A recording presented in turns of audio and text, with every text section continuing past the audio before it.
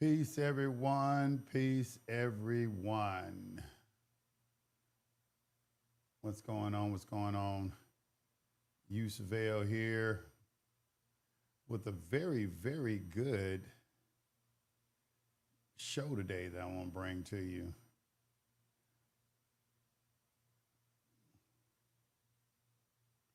Very good show, very good show, very good show lined up for you today.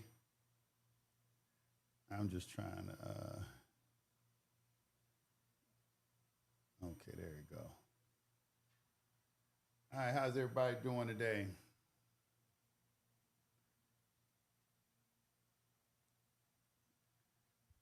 How you doing? How you doing? How you doing? Peace, peace, peace.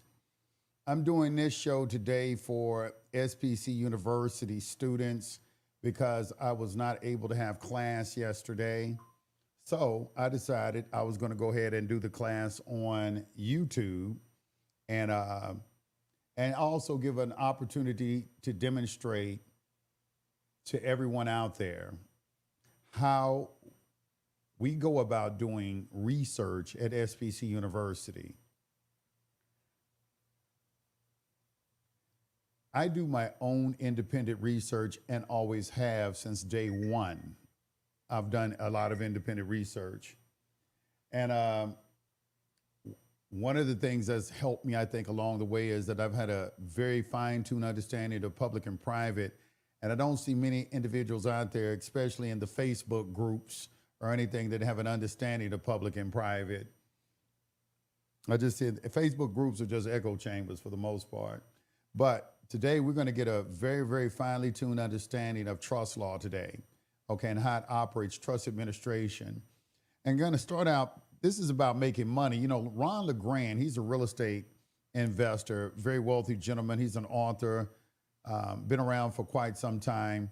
And he coined this phrase, if you can't make money without money, you can't make money with money.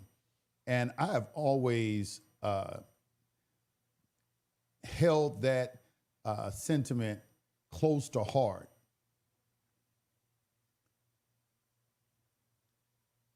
And have found that it is very true, that it's a very true statement.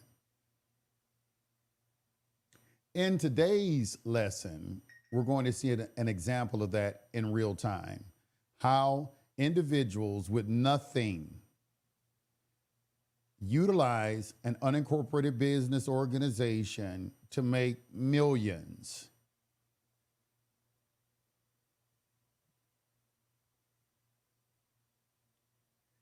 I appreciate that. I appreciate you too. Peace to the gods, Yusufel. Much love and appreciation for you and your dedication. Longtime follower and love your mindset and teaching on breaking the broke mentality.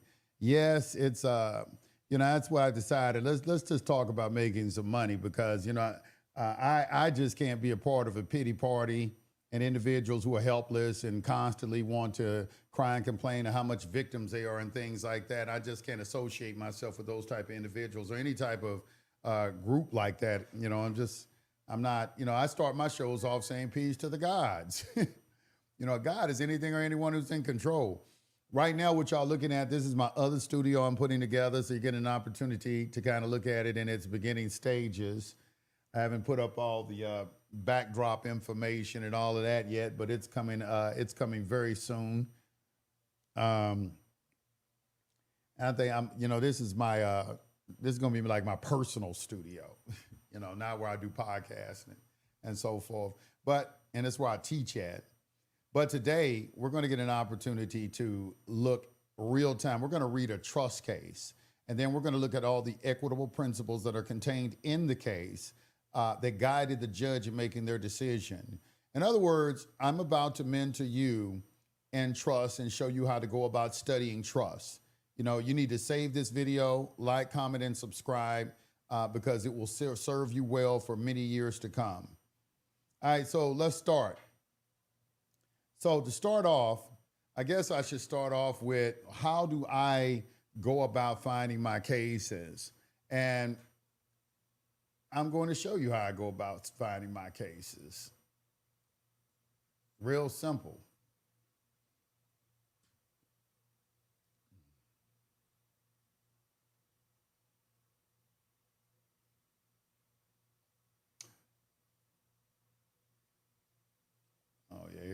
right here. I'm tripping. All right. How do I go about finding my cases? Let me pull this one out right here. Okay, so at SBC University, what I primarily teach is private trust because it's a part of private ordering. Private ordering is, you know, if you're going to be private, you have to have a private trust. It's really not too much to get around it. You're going to have a private trust. But the way that people talk about trust in the echo chambers is so far from the reality of what a trust is and how a trust is administered.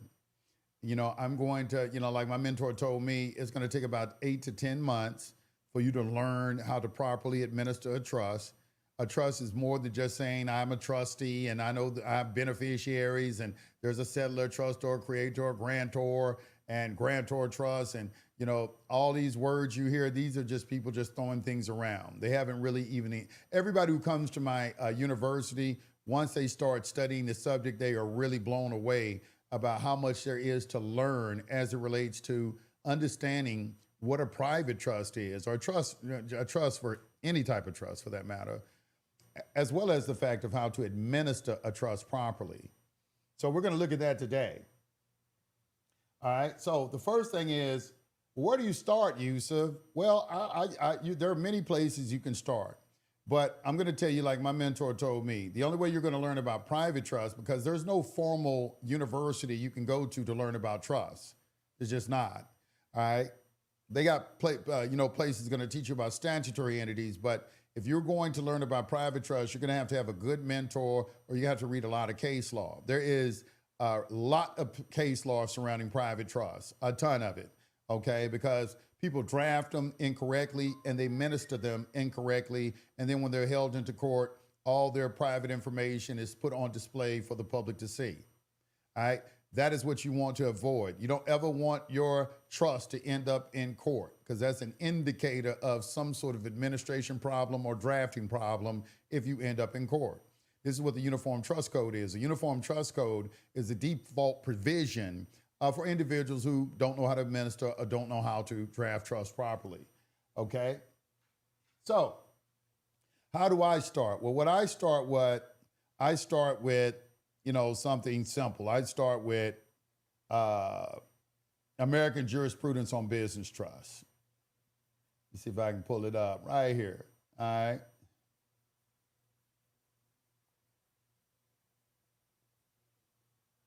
All right. So as you can see right here, this is American jurisprudence on business trust. Okay. Let's see if I can scoop my picture over a little bit more. Damn, too far. Oh, wow, cool. I'm out the picture. Okay. All right. This is American jurisprudence on business trust. This is an excellent resource to locate trust law, and it gives it by subject. So the reason, and this is where I started when I very first started. I actually started, the very first document I ever read on private trust was a document called Weiss Concise Trustee Handbook, and it is a document that has been floating around on the internet for probably the last 20 years. It's written by an individual named Carlton Weiss. After that, I read a document called Express Trust under the Common Law. That dealt with, an investigation by an attorney up in Massachusetts, because another name for a business trust is a Massachusetts trust. And what they were trying to classify these entities as either associations or partnerships. Okay, I want you to write this down. Okay, anyone worth their weight in private trust as it relates to a business trust will never allow their entity to be classified as an association or partnership. That's going to put you in a different tax bracket. You could possibly be looking at deficiency judgment in that they're going to go back in all the past years of your trust where you've been administering it improperly, and they're going to reclassify it and hit you with a lot of back taxes and possibly bankrupt your trust. Yes, and there's plenty of case law surrounding this. All right, however, we're going to start right here with American jurisprudence. And I already kind of had a case picked out.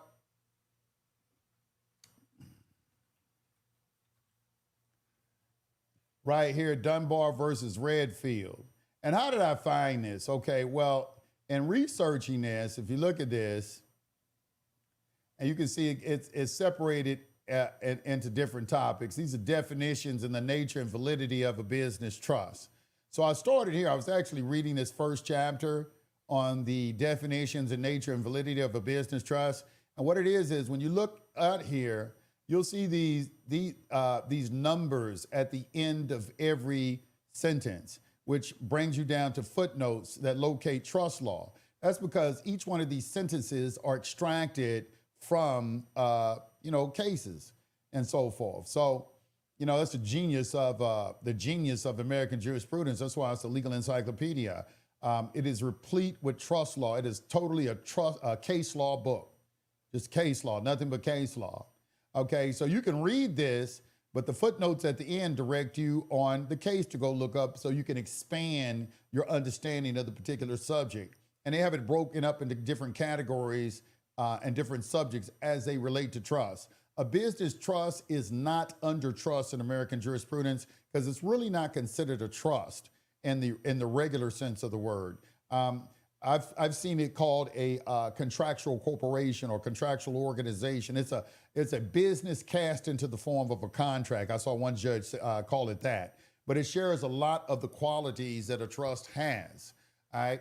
However, the reason that I like these particular entities is because I come from a culture where we've been trying to unify the community, and I don't think there's anything more powerful than a business trust to unify a community because it allows you to aggregate capital and for investment purposes. The problem is that people don't trust each other.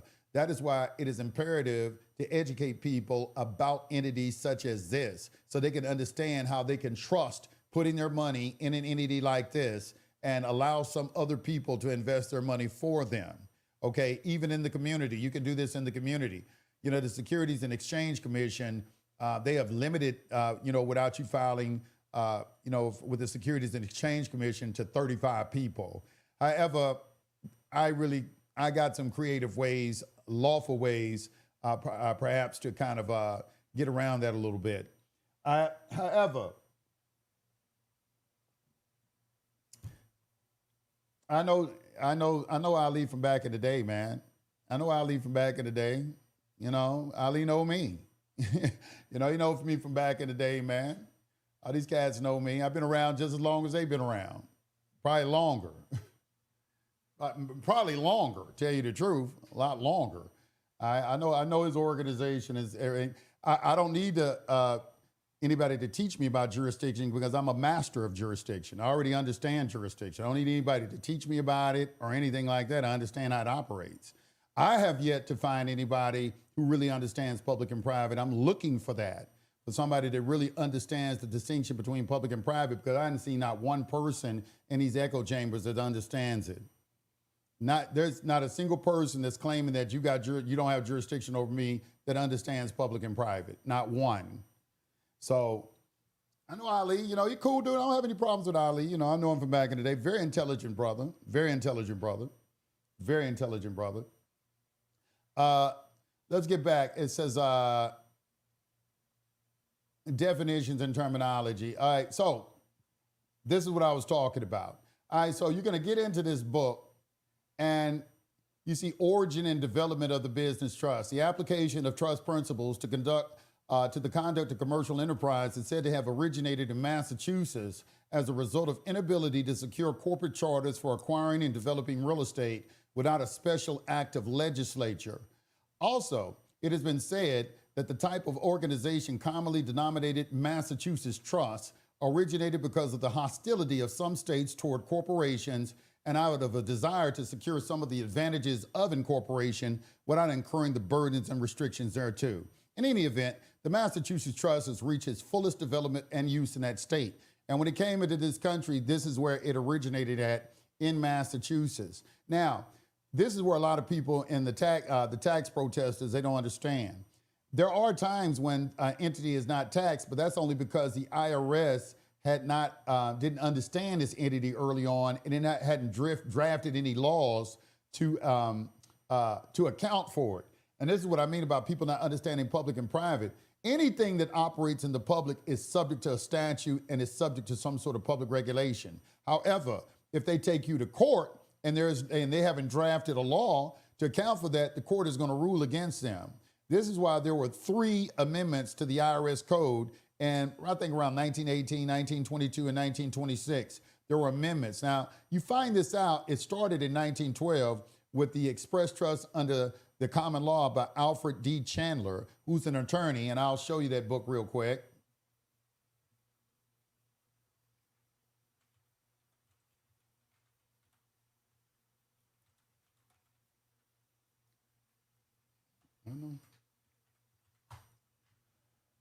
All right.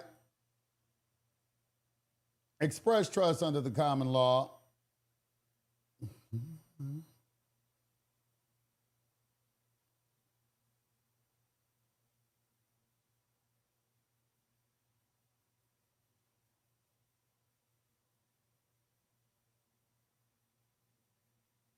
They might.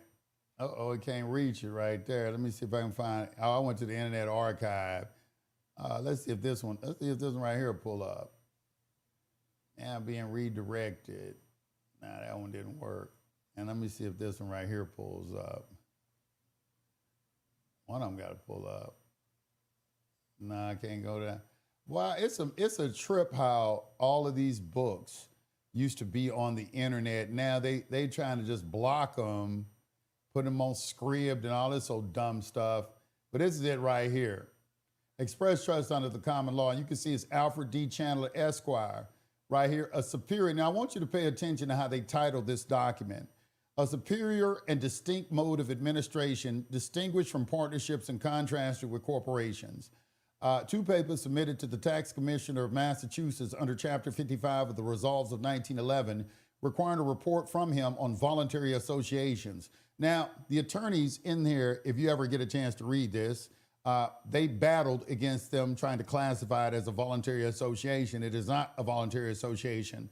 But in the beginning, there were a lot of people that were using these entities to conduct real estate transactions and things of that nature, and it couldn't be taxed because there wasn't anything on the books to tax it with. And I think this is why a lot of people today think that trusts aren't taxed. And it's just foolish because this is in 1912, okay? There have been many amendments to the tax code. We can go over to the IRS website, go to IRS, and then we put in sham, let's put in sham trust. Because that's what a lot of people are dealing with, sham trust. So right here, you can see right here on the IRS website. Now, I want to draw your attention that there are a number of people on the internet who are trying to sell a lot of things, but I want to first draw your attention to this right here. Substance, not form, controls taxation. Okay, I hope everybody is paying attention to that. Substance, not form, controls taxation. That means it doesn't matter if you have a private trust or a public trust. If you engage in some sort of taxable activity, you're going to get taxed. It doesn't matter if the entity is public or private. Okay, they don't care about the form of the entity. They're looking at the substance of the transactions that the entity is engaging in. Now, this is a very important distinction for you to understand because it's going to help you understand the demarcation line that separates public from private. All right, so let's read this real quick. Substance, not form, controls taxation. The Supreme Court of the United States has consistently stated that the substance rather than the form of a transaction is controlling for tax purposes.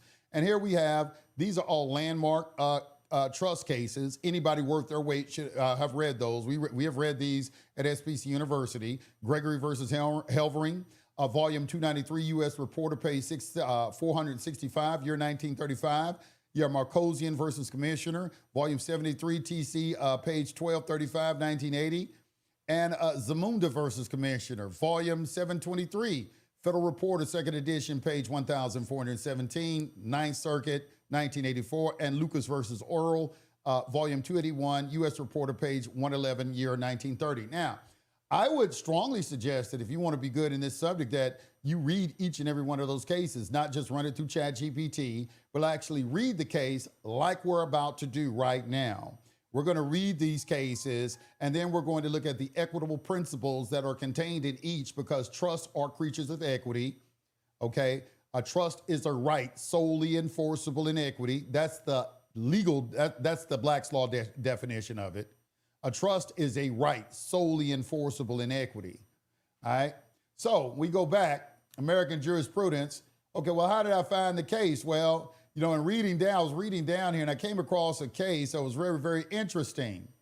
And the name of the case was Dunbar versus Redfield. And this was a very interesting case and a very educational case. So what I did was I went ahead and I pulled the case and I went over to Google Scholar. And I pulled the case on Google Scholar. And voila, we have the case. So let's read this case. Let's read this case a little bit and see if we can, what type of information we can garner from this particular case. This is a real good case. Let me pull myself more on the screen right here. Well, I don't want to be all off the screen. Hold on. Yeah, there we go. All right. So let's read this case. Okay, this is a Supreme Court case of California in bank. Thomas J. gave his opinion. I want y'all to listen to this because this right here demonstrates how you can read some case law and learn something and go out and duplicate it for yourself if you have the wherewithal to do it. You can literally become a millionaire reading case law. So Thomas J., a hearing was granted in this case after decision by the District Court of Appeal, Fourth Appellate District, in order to give further consideration to two questions involved, which are discussed hereinafter. We were and are in accord with the remainder of the opinion rendered by the District Court of Appeal, and it is hereby adopted as a portion of our opinion and is as follows. This is an action for declaratory relief brought by the trustees of a common law trust for the purpose of establishing the meaning and intent of the declaration of trust upon which the association was founded. Okay, so this is one of the remedies or one of that trustees can seek, as well as beneficiaries, if there is some sort of ambiguity in the meaning of the trust document. One of the things that you got to be very cautious about in the drafting of your instrument is to make sure that there isn't any sort of ambiguity present within it. Okay, it has to be clear, it has to be concise, it has to be cogent. I can't stress that enough. That's a pillar of drafting of trust, no ambiguity. And you don't even understand to the extent of how much that you'd have to come to class to really understand to the extent that you have to go to eliminate ambiguity. You can end up writing a trust 75 pages long just for the purpose of eliminating ambiguity. So it is very clear. The intent of the settler is clear.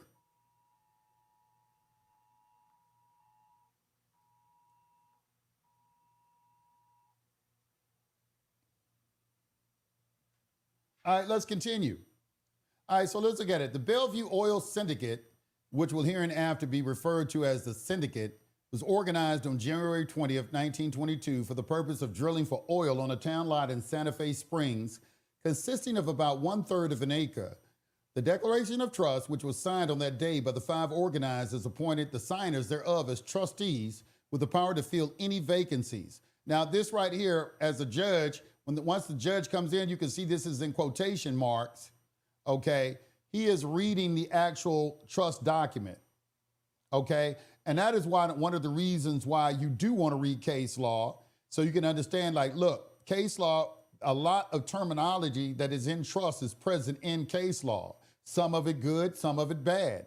But the judge is going to let you know if it's good or bad. So when in your drafting, this is another reason why you need to read a lot of case law, because in reading, just because somebody put together a trust, you don't know if it, one of my students brought a trust he paid $700 for. It was complete, utter garbage, trash. But he didn't know that, but he knows it now. In his document, the trustee is the one who created the trust. How is a trustee going to declare a trust? It was just asinine. But he didn't know that. But this is what is happening in the echo chambers, all right? So, once again, all right, so this judge right here, this is in quotation marks. He's pulling this out of the trust document. Well, no, I'm sorry. This is not just the trust document. This is the lower court too.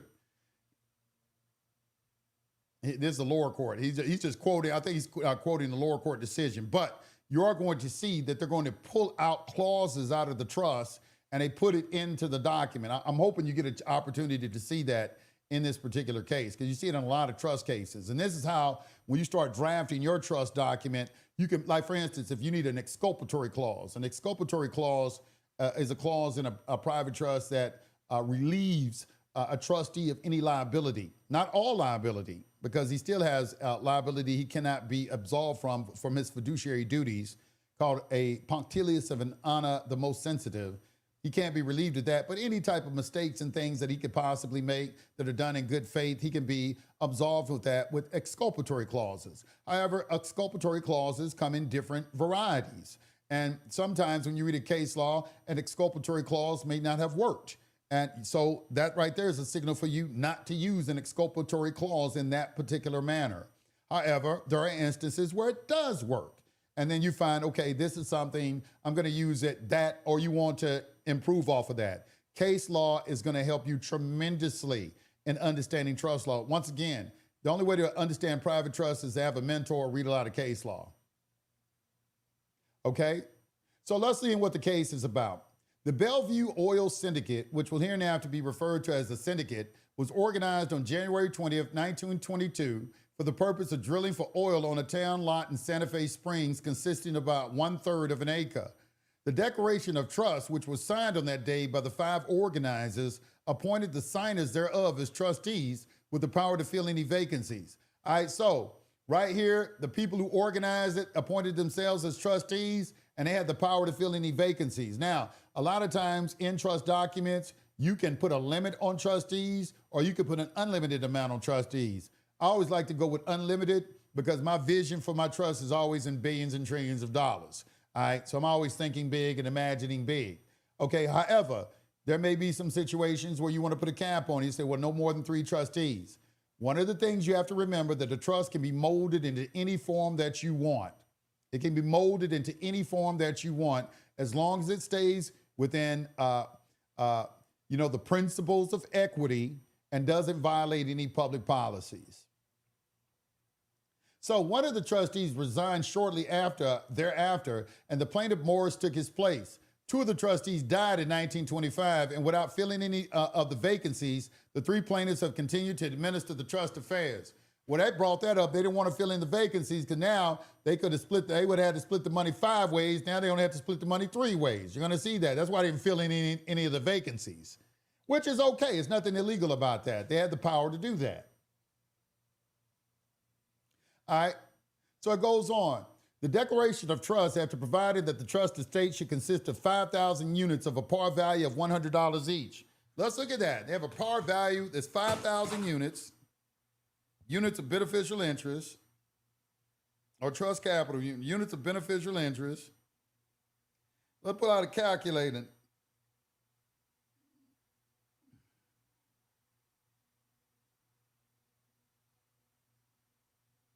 Okay, that's $500,000. Now, what I want you to do, I want you to put that in, I want somebody out there in today and in the chat to bring it up to today's time. How much? $500,000. What year was this? This was 1922. How much? $500,000 in 1922. How much is it today? I want somebody to put that in the chat. $500,000 in 1922. How much is it in today's currency? So the Declaration of Trust, after providing that the trust estate should consist of 500 units of the par value of $100 each, provided that 1,000 of these units should be given to H.W. McFarland, one of the original trustees, in consideration of the transfer to the trust estate of a lease on this town lot. Now, okay, so McFarland is going to get $100,000 worth of these trust capital units or units of beneficial interest. Why is that? Because McFarland is the one that went out and found the land.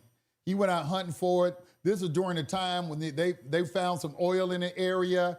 He took about 3 months going out looking for this oil and found a lot. And he found a lot from a man and he didn't buy the lot from him, he leased it from him. I want you to look at the creative way he structured this deal without any money and made millions without any money. Okay, let me say it again. If you can't make money without money, you can't make money with money. And don't say that you can't do it. Okay, so in today's time, somebody says $5 million. Okay, so that's $5 million. So he just gave himself $1 million. I thought it was more than $5 million, but okay. Somebody else double checked that. I thought it was more than $5 million. But, all right, so let's keep going. It was then provided that the trustees were to sell such additional units as might be necessary to provide funds for carrying out the object of the trust, subject to the approval of the Commissioner of Corporations. Now, this Commissioner of Corporations is kind of similar to the SEC of today, the Securities and Exchange Commission, because now they're going out, they don't have any money, but what they do have, what do they have? They have value. They have land with oil on it. They haven't dug it up out of the ground. They leased it from the individual. Now they have the lease, and they put the lease into a trust, and now they got trust capital units, and now they're going to go out and sell the trust capital units. They're going to go to potential investors, and they're going to say, hey, man, look, we got some oil over here, okay? It's a very good chance. Here's a copy of the geological survey by a authorized surveyor, okay? And it is showing that there are oil deposits in this land, and we want to dig it out of the ground. We need $5 million. We got 5,000 trust, we got 4,000 trust capital units for sale. How many do you want? They had a par value of $100 each. How many do you want? Oh, okay, give me 50. Give me 100. Give me 200. So the investors are buying. So now they're getting the money necessary to go buy the equipment to dig the oil out of the ground. They secured a lease, which means they're in control of the property, so nobody else can dig there.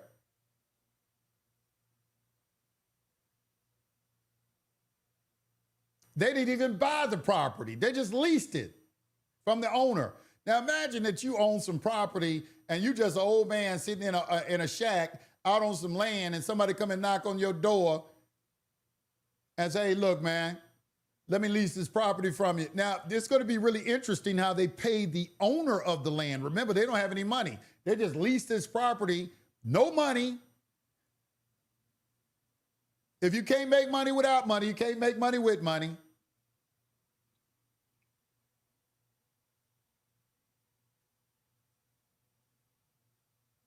$9.7 million, that sounds more like it to me. $9.7 million. All right, so let's keep going. So I want y'all to pay attention to how they structured this deal. It was then provided that the trustees were to sell such additional units as might be necessary to provide funds for carrying out the objects of the trust, subject to the approval of the Commissioner of Corporations, of course. The lease was transferred to the trust by McFarland, and 1,000 units were issued to him. This is an exchange. Okay, they did an exchange. He gave him the lease. They compensated him for the lease, and for its fair value. $1 million, I think, is fair value. Now they don't have any money. He just got some units. So if they do strike it rich, he's got his par value of that haul of money. He's gonna get 1/5 of it. He's gonna get 1/5 of all the money that comes in. And which he deserves it, because he's the one who structured the deal and went out and found the land and found the oil. The lease was transferred to the trust by McFarland, and 1,000 units were issued to him. In order to secure funds with which to drill for oil, the trustees sold units of beneficial interest in this trust, and at the time of the trial of this action, there were outstanding such units of the par value of $300,000, of which the three plaintiffs owned nearly 1/5. Okay, now, they sold $1 million, and they only sold $100,000 worth. They have $300,000, wait a minute, no, I'm sorry, 300,000 outstanding units. Well, they sold $300,000 worth of them. The venture was highly successful, and at the time More than $5 million have been received for oil produced from these lots, and the dividends paid to the unit holders average 64% a year on the par value of the units. Okay, so now they only got together $500,000 worth of trust of units of beneficial interest that they went out and sold. They don't have any money. 500,000, they made 5 million. Somebody tell me what $5 million is in today's time in 2026. What is $5 million in 1922? What is that in 2026, today's time? What is $5 million? I'm gonna see if y'all get this right because I remember this. All right, $5 million in 1922, what is it today? You're going to find out how they leased the land without money. They structured a deal. You're going to see how they did it. This is what I'm talking about. You'll find out if you read the case. They tell you how they did it in the case. I'm demonstrating to you the importance of reading case law. You asking questions that are in the document. We're going to read this entire document. We're going to read this entire document. People do that all the time. I've done real estate deals with no money. Plenty of people do real estate deals with no money. You need to find the deal. The money follows the deal. Money follows value. If you can provide the value, somebody will provide the money. If you can't make money without money, you can't make money with money. I'm going to keep pounding it because we got all these people out here like to have pity parties who are broke. I got 850 people who don't have no money in their account, who got insufficient funds. I'm going to put y'all on blast. 850. You broke. This is my gift to you. 500 million. I think it's what, 500 million, 99.4 million, about 100 million. That's about right. 100 million is correct. Dude just throwing some numbers out there. He don't know. He ain't even looking it up. He got Chat GPT and ain't even using it. All right, they just multiplied it by 10. But that's exactly right. It was around 100. I think it was like, it ended up being like 120 million or something like that. But it's close to $100 million. So they came up and made $100 million and he have no money.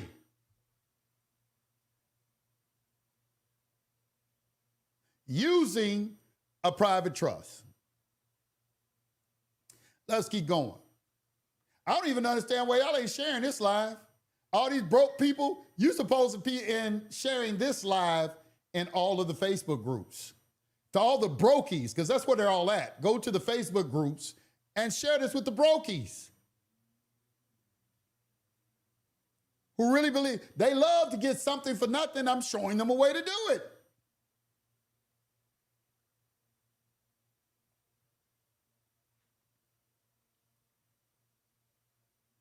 So it goes on. Okay, a number of suits were brought against the trustees by various unit holders, and finally this action was brought against the trustees for the purpose of having an adjudication as to the meaning and intent of the declaration of trust and as to their right under this instrument. One of the things, okay, so what happened? They had a 62% return on investment, so why are the beneficiaries suing them now? Well, I'll go ahead and tell you why. Because after this was successful, they decided they went to the beneficiaries and asked them, could they modify the trust so they can invest in something else? This is what I want y'all to look for. I want y'all to tell me, did the trustees, were they honest people and did everything correctly and just happened to lose money on this next deal? Or did they structure this so they could get the rest of all that money from all these beneficiaries?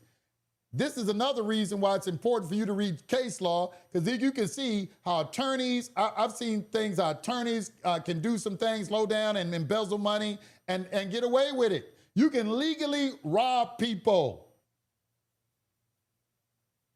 And you won't know how it's done unless you, well, thanks to you, Surveil, it won't happen to you because I'm sitting here showing you right now, but it can happen to you.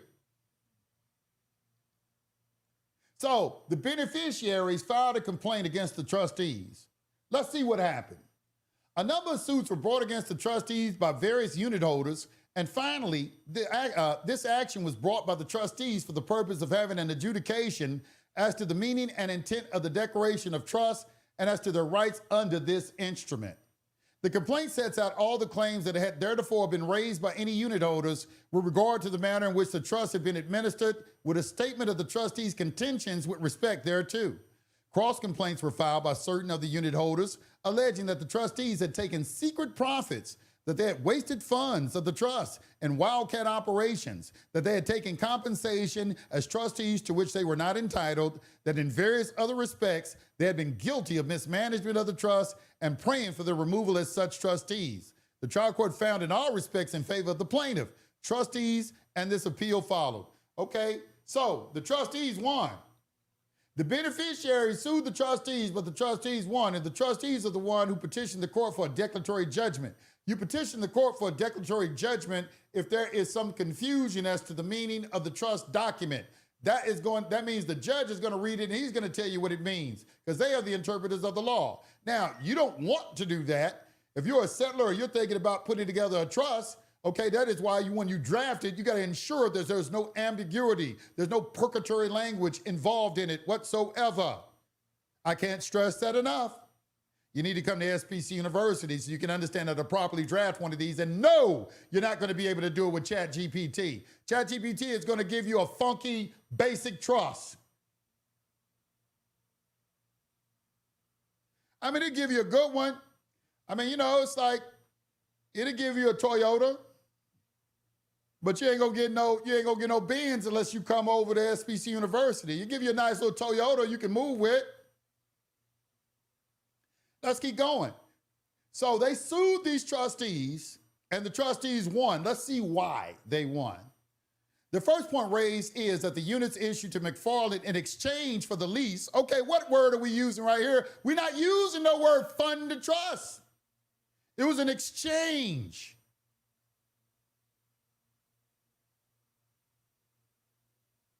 This is the terminology we use in the private world.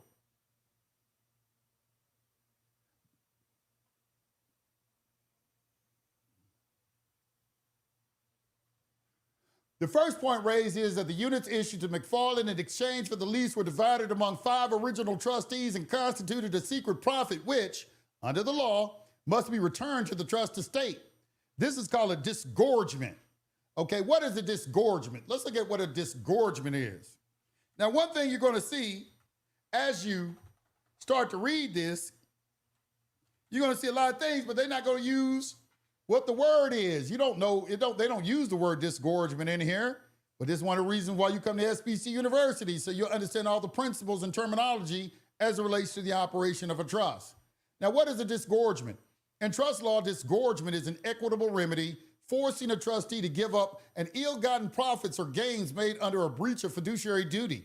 Courts award this gain-based relief to prevent unjust enrichment, even if the trust beneficiary suffered no direct financial loss.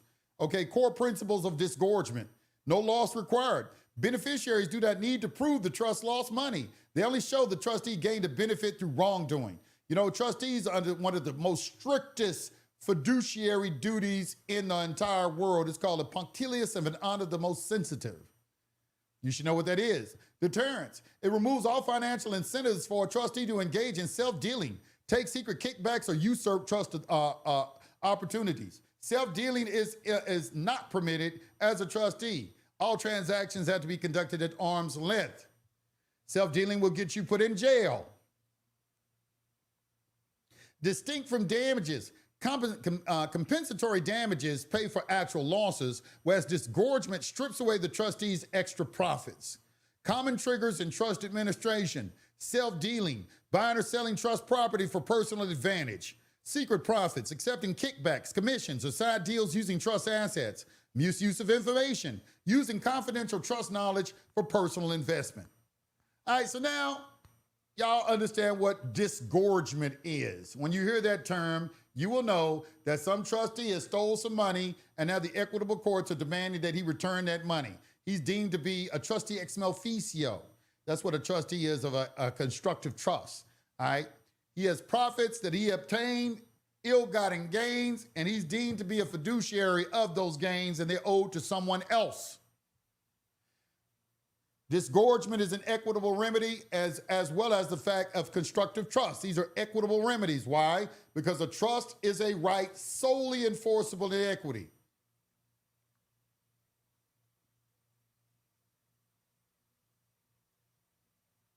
The first point raised is that the units issued to McFarland in exchange for the lease were divided among the 5 regional trustees and constituted a secret profit, which, under the law, must be returned to the trust estate, together with all income therefrom.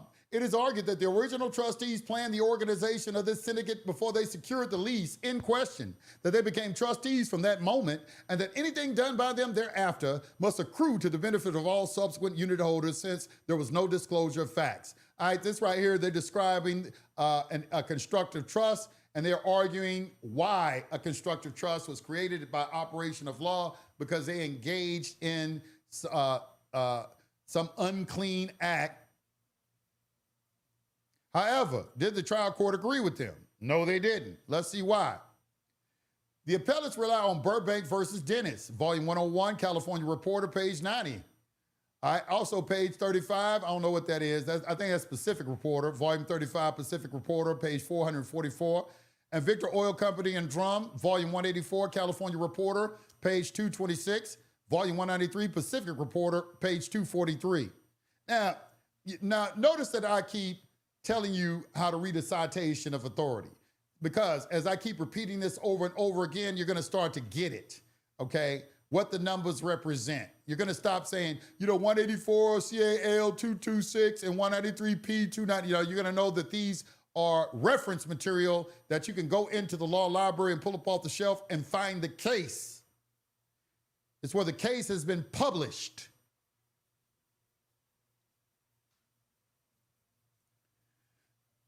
All right. In the first of these cases, the promoters of a corporation falsely represented to the proposed stockholders that they were conveying lands to the corporation at cost, when in fact they turned in the land at an increased price and took the resulting profit out of the cash paid by the purchasers of the stock. Okay, this is the case that they are relying on. So what they did was they wouldn't try to find a case, because that's what you have to do with case law when you come before the court, is you have to show, okay, some similar case where this same thing happened. Well, this is not the exact same thing. They didn't exchange. He exchanged trust capital units and put them in there put them in the trust in exchange for trust capital units that had a par value of $100 each.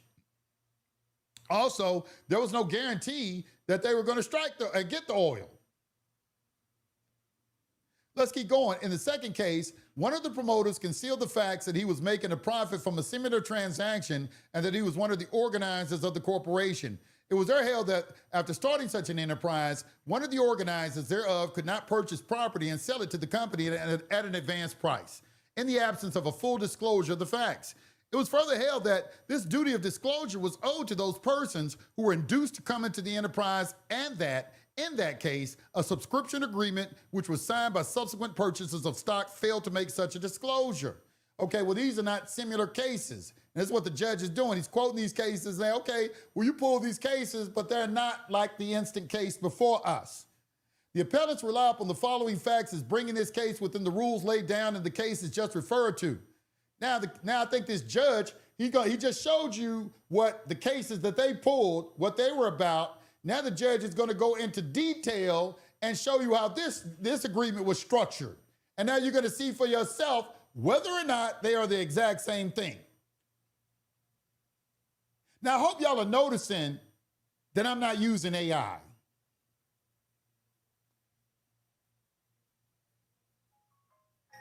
I don't have to use AI. I've read this case a lot of times before AI even came into existence. I've read hundreds of cases before AI came into existence. It helps to already be educated and use AI together. Then AI becomes a tool, not your master. The appellants rely upon the following facts as bringing this case within the rules laid down in the cases just referred to. On January 10, 1922, the 5 persons who later became the original trustees in this syndicate signed a written agreement setting forth that they were desirous of forming a syndicate for the purpose of acquiring an oil lease from H.W. McFarland, one of the five, covering this lot in Santa Fe Springs. That it was essential to this plan to secure a lease of the property, that they authorized McFarland to take the lease in his own name for the purpose of transferring it into the syndicate to be organized. All right, now this is very important, that it was essential to this plan to secure a lease of the property, that they authorized McFarland to take the lease in his own name for the purpose of transferring it to a syndicate to be organized. That such a syndicate should be capitalized on a unit basis with 5,000 units of $100 par value each, that the parties to this agreement should constitute the trustees, that each party thereto would subscribe for 10 units at $100 each. When the syndicate was organized, they put money in it too. They each put in some money, they put $1,000 each. They all purchased 10 units. They all put some skin in the game. They all put $1,000 each in the exchange. That 1,000 of these units should be taken as promotion stock for and in consideration of the lease. They took 1,000 of these units for promotion stock. In other words, they're going to say, okay, you buy one, we'll give you one. Buy one, get one free. I want y'all to see how creative they were in putting this together now, because this is when you use your creativity. Instead of you out there sitting, having a pity party in them damn units. You think I'm gonna come in there? There's some cat over there, he got some Facebook group talking about he put me out because I wasn't doing research. Man, you need to shut up. You put me out that group and I went and started a Facebook group and made it 10 times bigger than your raggedy thing. And then you mad. Stay off my channel. You just want some shine. Talking about he made me start research. You don't shut up. Been doing this for 20 years. You don't know 1/10 of what I know.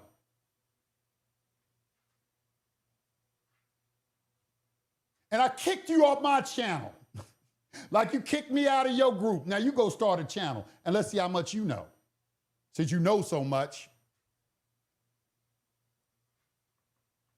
Let's keep going. That each party thereto would subscribe for 10 units at $100 each when the syndicate was organized. That 1,000 of these units should be taken as promotion stock for and in consideration of the lease. That a portion of the 1,000 shares should be given as a bonus to the first 10 first purchasers of units in the syndicate, and that 20 units out of the 1,000 should be given to certain persons named for services already rendered.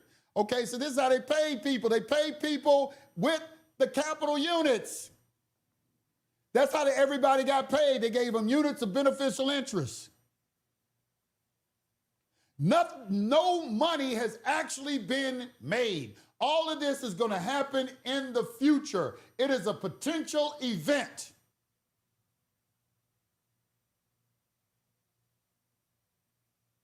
But there's value because we have land that they have taken control of through a lease that they have found has some sort of mineral deposits in it or oil.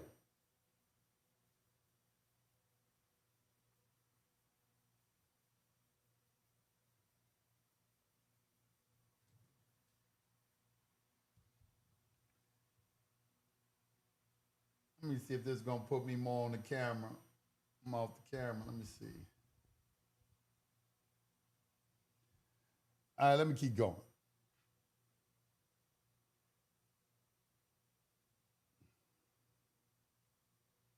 On January 12, 1922, McFarland secured a written lease providing that the lessor should receive 1/3 of all oil produced and should receive within 15 days $4,000 in cash to be treated as an advance on his first royalty.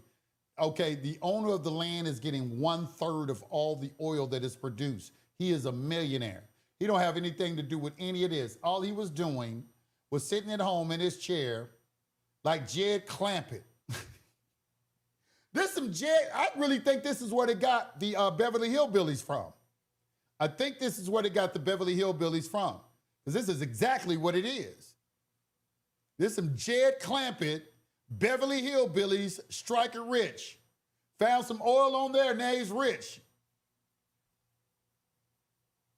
So on January 12, 1922, McFarland secured a written lease providing that the lessor should receive 1/3 of all oil produced and should receive within 15 days $4,000 in cash to be treated as an advance on its first royalty. This $4,000 was later paid out of the proceeds of the sale of units. They didn't have any money. Where did they get the $4,000 from? They went and sold to the investors and took $4,000 out of the proceeds of selling trust capital units and gave it to the owner of the land as a down payment. No, if you can't make money without money, you can't make money with money.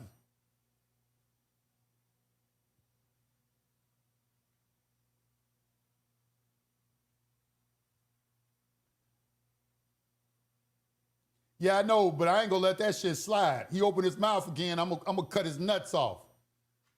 I don't like dudes do that. They be looking for some shine like they taking credit for my success. You ain't taking no credit. You still in the exact same spot you were at. How you gonna take credit for my success and I'm growing every day and every year?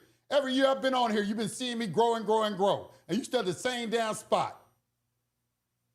There is no relation between me and you didn't have any influence on me. Only influence you had on me is I went and made a Facebook group just to show you I didn't need your group. That's the only thing, that's the only relationship me and you got.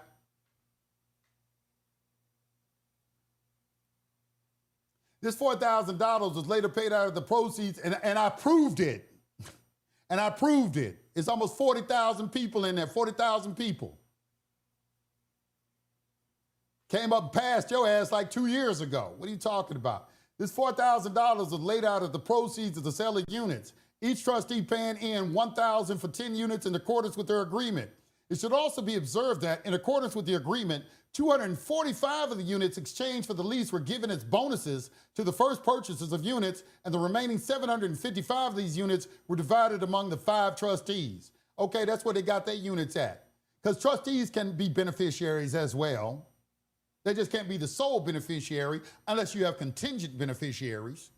That's the only way to circumvent the doctrine of trust merger. However, there's no money. They doing all of this business with trust capital units. Everybody's getting paid with units of beneficial interest. And not a dime has been made. If you can't make money without money, you can't make money with money.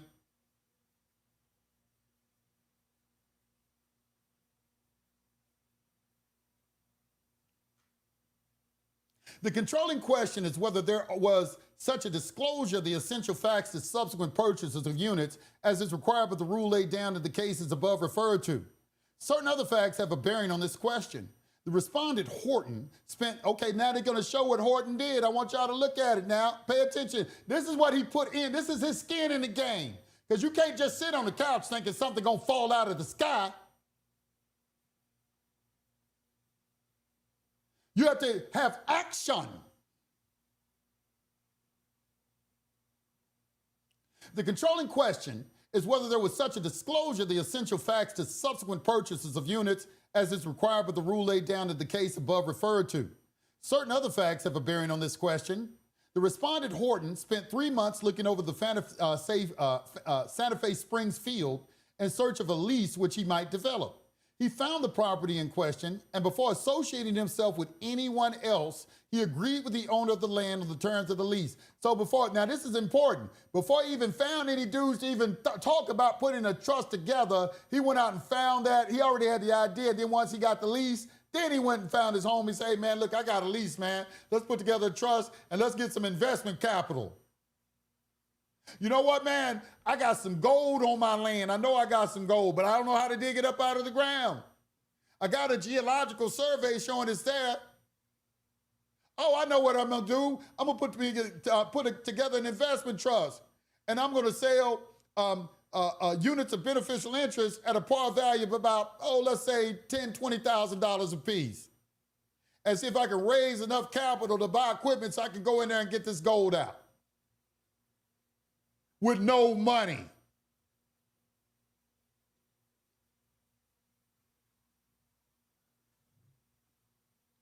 He then selected the persons who became the other trustees to assist him in raising the funds with which to develop the property. The agreement on January 10, 1922, the securing of a written lease and the organization of the syndicate followed. For convenience, the lease was taken in the name of McFarland and transferred by him to the syndicate.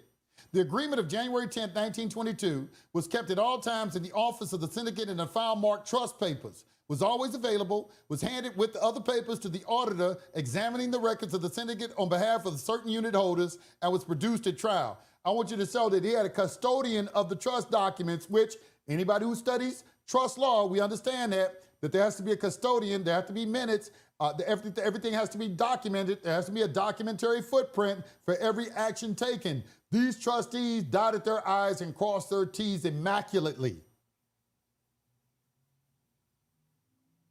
They did everything they were supposed to, that the law required.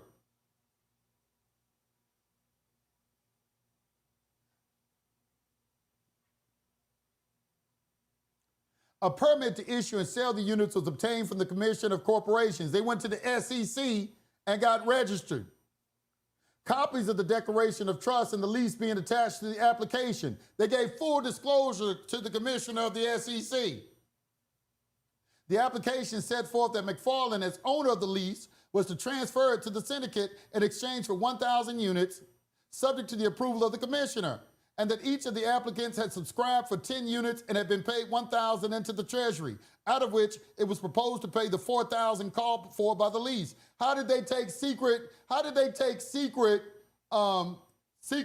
profits when they gave full transparency to the commissioner of the SEC? Everything is in writing. The written word remains forever. The spoken word flies out the window. These are just allegations. These people mad they done lost some money. But I can understand why. Now, right now, yeah, they did everything that they were supposed to do, but I want you to see there's still going to be a lingering question. Yes, they did everything right, but did they legally rob these people? I want you to remember that. Yes, they did everything lawfully. But they legally, I'm showing you how it is possible to legally rob someone. And what greed will do.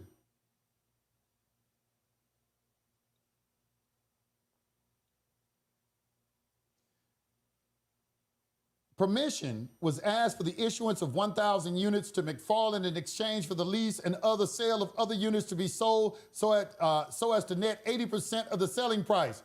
Right here, even that 1,000 units that McFarland got in exchange for putting the lease in the trust, he got permission for that.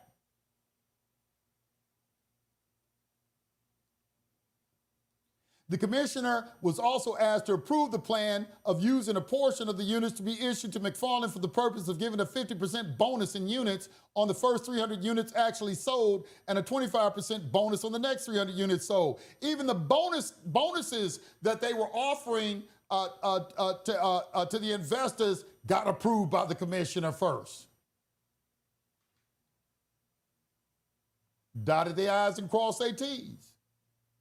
A permit was issued reciting the general facts outlined in the application. Okay, everything in the permit says all this, and granting permission to sell units as requested and to issue 1,000 units to McFarland in exchange for the lease, describing the same and giving the book and page where it was recorded. They've recorded it.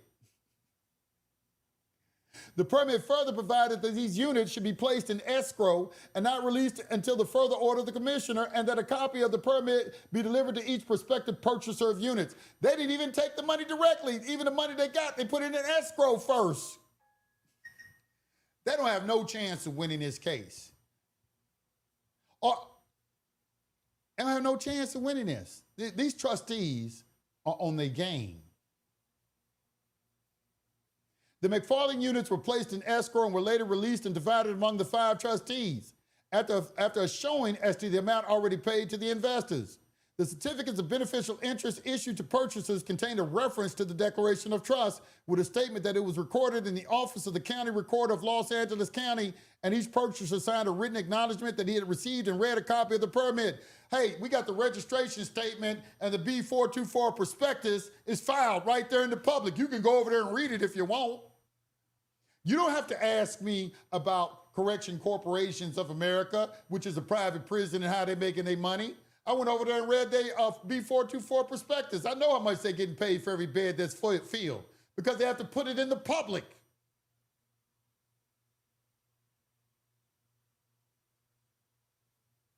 This is before the SEC and all of this, but they were still if you notice, doing the same thing. It was a license requirement. You are offering an investment to the public.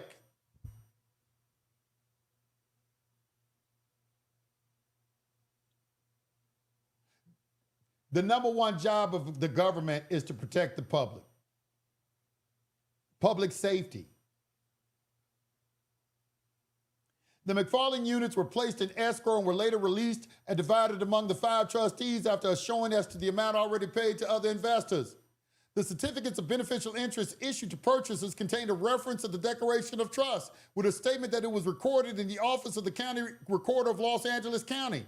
And each purchaser signed a written acknowledgement that he had received and read a copy of the permit. Other permits were later issued with relation to which similar facts appear. Hey, they filed the entire indenture agreement in the public record. They gave you a written contract telling you where it was filed at, the book and page number, so you could take your butt down there and read it for yourself.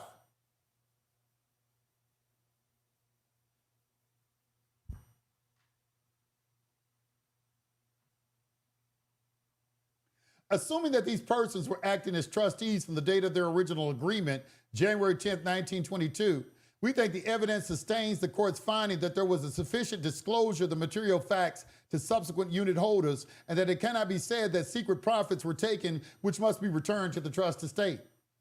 The original trustees acquired the lease before this syndicate was organized and before any other unit holder acquired any interest therein. While they agreed upon the general plan to be followed before acquiring a written lease, they had sought out and discovered the property and come to an understanding with the owner thereof before entering into the agreement on January 10th, 1922. The lease was on record, its exact terms were set forth in the Declaration of Trust, and both were furnished to the Corporation Commissioner. The permit fully referred to both instrument and clearly set forth what McFarland, one of the trustees, was to receive. So far as subsequent unit holders were concerned, the material fact was that such a consideration was to be paid.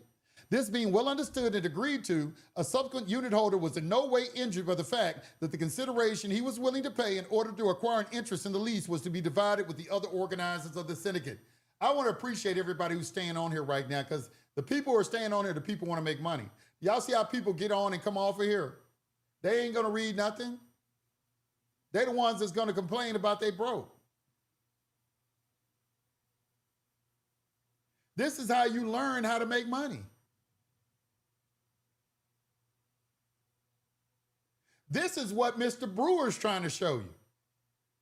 We have, once again, we have the class for $297. I got a $6,000 master class where he'll mentor you personally and walk you through everything. All right. But we have a $297 class coming up. I would suggest that you take it. But listen, you know what? Let me tell you something.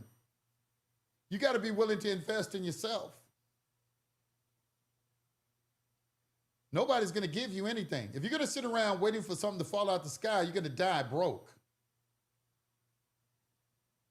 You need to take action.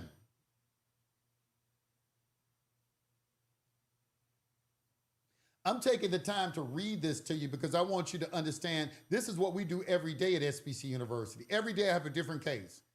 Also, I got a handout below this video. If you click the link below this video, what I'm reading this case along with a student handout that accompanies it is right under this video.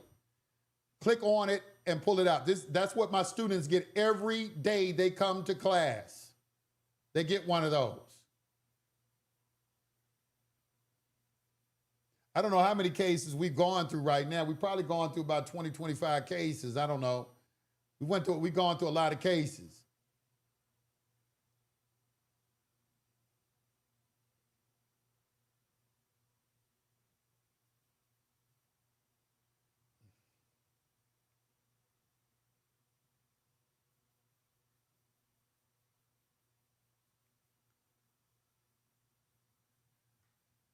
It is contended that the trustees secured an amendment to the trust agreement by false representations that the amendment, wait a minute, hold on. Did I skip something?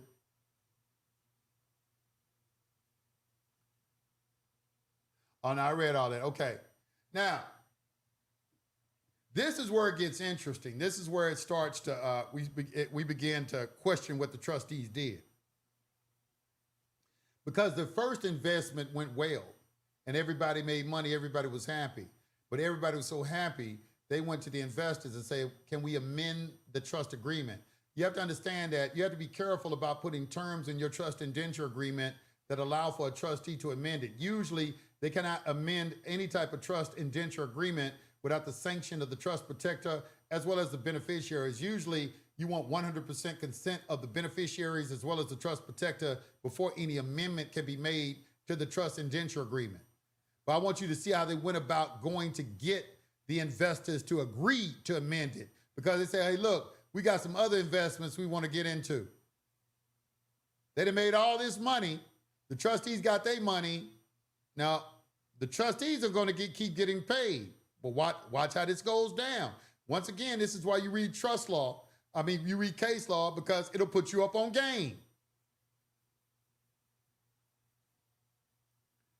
It is contended that the trustees secured an amendment to the trust agreement by false representations and that the amendment is invalid. The trust agreement provided that it might be amended with the consent of 2/3 of the unit holders. Now, right here, they got in there as 2/3. And I guess that might be like if you had a really big investment and there's a lot of people, I think, yeah, 2/3. But if it's something that it's not a lot of beneficiaries, you probably want 100%. But I can understand, I don't know how many unit holders they had. It doesn't ever disclose that number. But if it is a lot, then yeah, 2/3 might be appropriate. So right here, you can see they made an allowance. The trust indenture agreement did have a provision for the trust to be amended, and under what terms it could be amended. You can mold a trust into any form you want. In 1925, it was so amended as to permit the trustees to build up a reserve fund and to invest new ventures aside from the original lease. Oh, look at here. So now they're going to build up a reserve fund. In other words, they're not going to make any more distributions of the trust anymore. They're going to stop paying them, let all that money accumulate and invest in some more stuff. Do you see the game it's about to commence?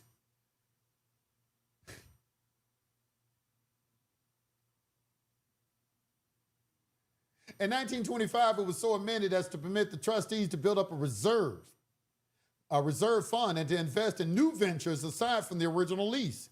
It is argued that a letter which the trustees sent out asking consent to this amendment gave certain reasons, therefore, whereas their testimony discloses other reasons.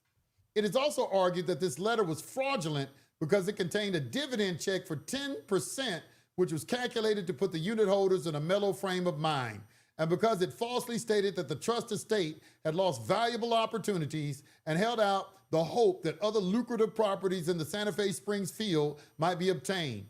If the trustees were permitted to build up a reserve which might be used for that purpose, more than 2/3 of the unit holders consented in writing to this amendment, and the trial court found against the appellates on all allegations of fraud with respect to this transaction.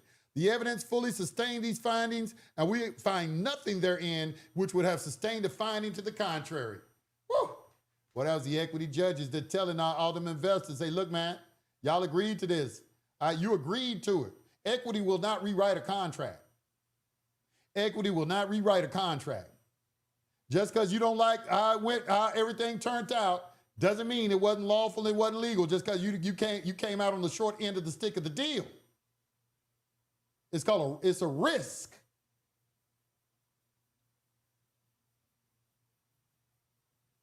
It is next contended that the trustees exceeded their powers by investing portions of the trust funds in leases and properties other than in the Santa Fe Springs field. It is claimed that the trustees spent approximately $4,000 in an effort to develop oil on some 15 leases or projects outside of that field, without success except for one in the Single Hill field, which was only moderately successful. He went to 15 other places, spent all that money. Who got all that money? Was it they homeboys who had the equipment? You know what? That money could have went into a lot of different places. They say, hey, I could get very creative and get that money. Make all the equipment manufactured, start hiring people who I'm cool with.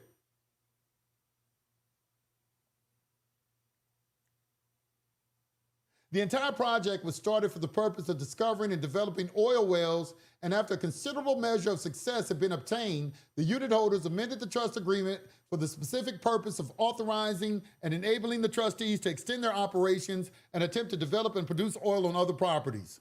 The fact that most of the later ventures were not successful in no way indicates that the trustees exceeded the authority thus given in attempting to carry out the wishes of the unit holders. Notice that the judge say wishes of the unit holders.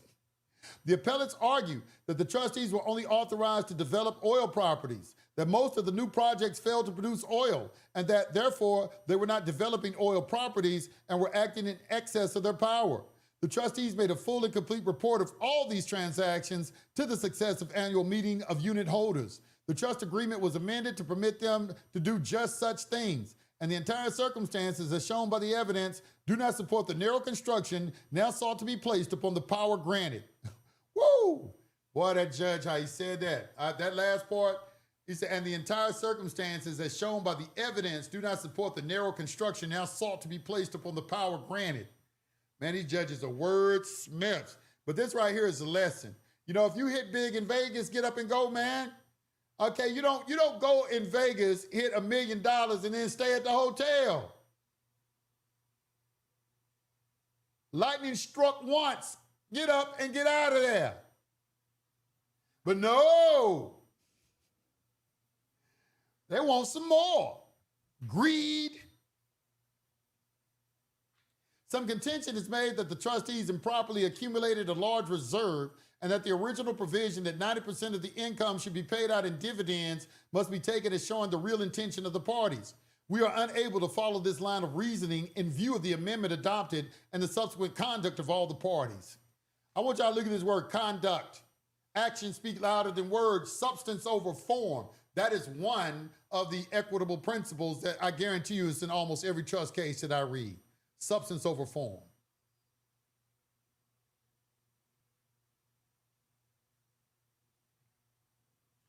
It is also asserted that the trustees should return certain commissions they paid themselves on the sale of units.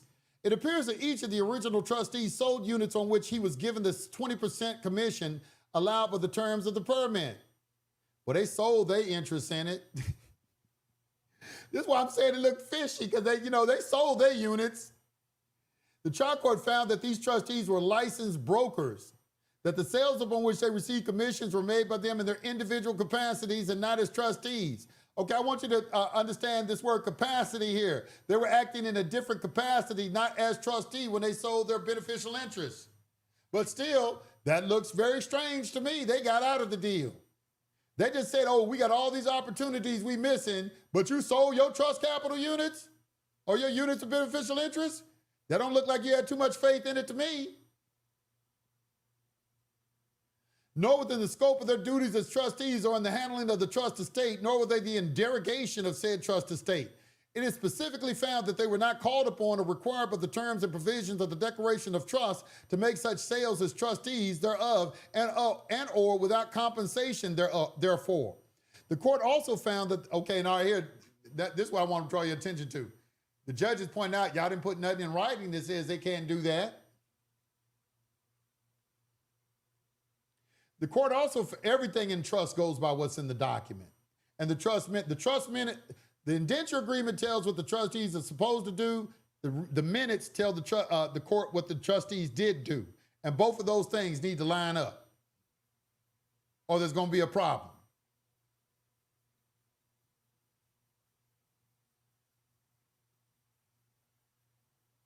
The court also found that the trustees at all times endeavored faithfully to perform all their duties as trustees for the best interest of the trust estate. There's ample testimony to the effect that although the trustees were charged with the responsibility of getting a well drilled on the property and after losing the first one at a depth of about 2,900 feet with the obligation of starting another in order to maintain the good standing of the lease, and that it was practically impossible to secure a salesman at the percentage of 20% allowed by the permit to cover commissions and costs, because they were among the first in the Santa Fe Springs field, which was not only a deep field, but also the leases covered small lots to which the public was not then accustomed, and also because other operators were finding means by which they were paying more than 20%, In order to prevent the undertaking from becoming a failure, the trustees were obliged to sell a good many units personally. And in order to do this, were obliged in effect to remit to the purchaser the commission taken, so that while they are charged with commissions on the books, a large portion thereof was not in fact collected by them. It is also to be observed that the Declaration of Trust provides that the trustees shall fix the compensation of all agents and pay to themselves such compensation for their own service as they may deem reasonable. Now, this is something interesting. They put that in there, deem reasonable, but that is within a narrow scope. And they're going to see this. The judge is going to explain all of this. This is beautiful about this. Is a beautiful case. It's a beautiful case because it teaches you how to use your creativity, how you could make money, and it also teaches you what pitfalls there could be. The question at this juncture is whether, under these circumstances and the findings of the trial court, the respondents were bound to account for the compensation they received by way of commissions. The trial court held that they were not. We feel compelled by reason and the authorities to sustain this conclusion. It is a comparatively early case, Graves versus Mono Lake Hydraulic Minnesota Company, Volume 81, California Reporter, page 303, and 22 Pacific Recorder, page 665. This court announced that we concede to be the true rule which should govern trustees of corporations of business trusts. It is there held that a contract adopted by a board of directors to which the vote of the interested director or directors is necessary is voidable at the instance of the corporation or, in the event of its failure to act, at the election of a minority of the stockholders without regard to whether the resolutions were fair and honest or not. However, the court was careful to point out in that case that no question of the value of the services rendered was involved, and quoted with approval from Gardner versus Butler, Volume 30, New Jersey Reporter. I don't know that, New Jersey Esquire 702. I don't know what volume that is. The rule is that the trustee cannot fortify himself by a contract which he makes himself or for his own benefit and set it up either at law or in equity as a valid obligation. But while the express undertaking is without legal force, the directors of a company have a right to serve it in the capacity of officers, agents, or employees, and for such services, the law will enable them to recover a just and reasonable compensation. So right here, again, we see this word capacity. I keep telling y'all, that's what persons are. Persons are so that they can determine capacity. It goes from the definition of a word to natural person or artificial person to the capacity of that natural person or artificial person to a classification in order to determine rights, duties, liabilities, and remedies. No claim which they may make against their company can acquire any support or validity from the fact that they have expressly sanctioned it. It must rest exclusively upon its fairness and justice and be enforced upon the quantum Meruit. Okay, what is quantum Meruit? I think this is up on its face, upon the face of the document. What is that? We can't pass over words we don't know the meaning of. It's a legal term. What is this? In Latin, the phrase means as much as one deserves. Okay, as much as one deserves. It is an equitable remedy used to prevent unjust enrichment. It allows a party to recover the reasonable value of services rendered, even if a formal or enforceable contract never existed, provided the recipient accepted the services with an expected payment. This is nice. The doctrine creates a quasi-contract or implied in law contract to ensure fairness. It essentially acts as a safety net when a formal contract is invalid, incomplete, or terminated before the work is finished. To successfully claim quantum Meruit, the performing party generally must prove 4 key elements. 1, valuable services were provided to the defendant.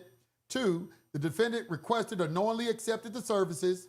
3, there was reasonable expectation that the services would be paid for. And 4, the recipient had reasonable notice that the performing party expected compensation. Oh, look at that. All right, so now we know what this is. This is an equitable remedy. Quantum Meruit. Meruit. Let me see how you pronounce this word. I don't know if I pronounced that correctly. Let's see if I can get this. How do you pronounce this word?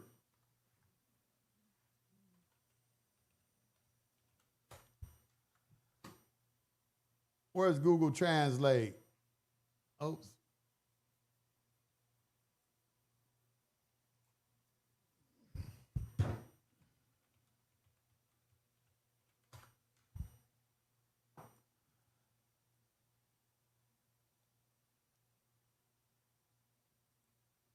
As much as he has earned.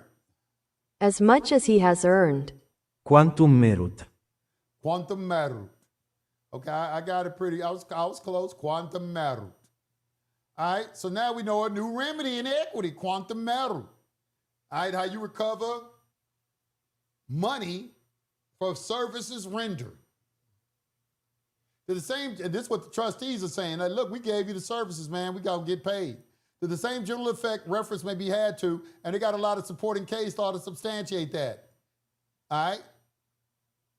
Where a similar question was involved, it was held that a resolution allowing the directors' commissions could not govern, but it was said the services of the secretary and other officers of the corporation in making sales of stock and income certificates were of value to the corporation. And upon proof of the value of such sales, regardless of the resolution, they might rightfully be allowed compensation for making such sales. Now, this is why I think it went off the rails. This is why I think that these trustees got them, because everybody got paid. The trustees sold their interest, but then they kept working as officers of the trust, and they were getting paid, and they did that for a couple of years, and they kept getting money. So essentially, they made a boatload of money, and then they got a salary for the next 2 years, and sold their interest without any risk whatsoever to themselves. That sounds like somebody who's done this before, to me. All legal. The other question is quite similar to the one just discussed. The appellates contend that the trustees took compensation for themselves, which was unreasonable and not justified by the terms of the trust agreement, after they had fixed their compensation in lesser amounts. There's a clause of the agreement which provides as follows. Once again, this is the judge reading what's in the trust agreement right here. This is what's in the trust indenture agreement right here. Said trustees are hereby vested with the sole power and discretion to discern what will constitute principal and what will constitute gross income and net income available for payment or distribution under the terms of this trust, provided, however, that they are not to exceed 10% of all monies received by the trustees shall be used to defray office expenses, officer salaries, and all overhead expenses. Wow, that's a nice clause, man. Let me look at this something real quick. That is a nice clause. Let me grab that real quick. I think I want to. Let me grab that, man. Let me ask Claude. Let me go into Claude real quick.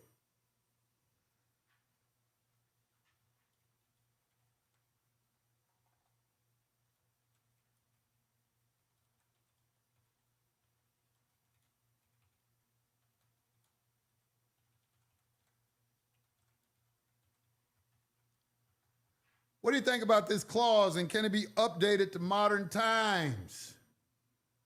All right.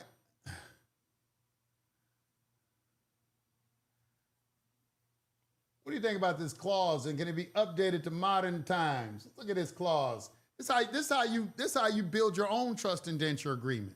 You read case law.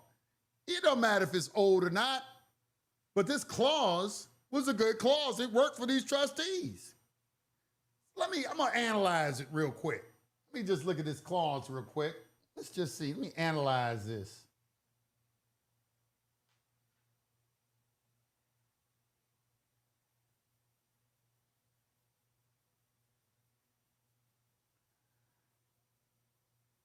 Reconciling expense caps with modern fiduciary standards and tax implications. I like that. I like that. Reconciling expense caps with modern. I'm bringing it up to, because this was written in 1922. So that's an old clause. However, principles of trust never change. Let's see. Can we use that today?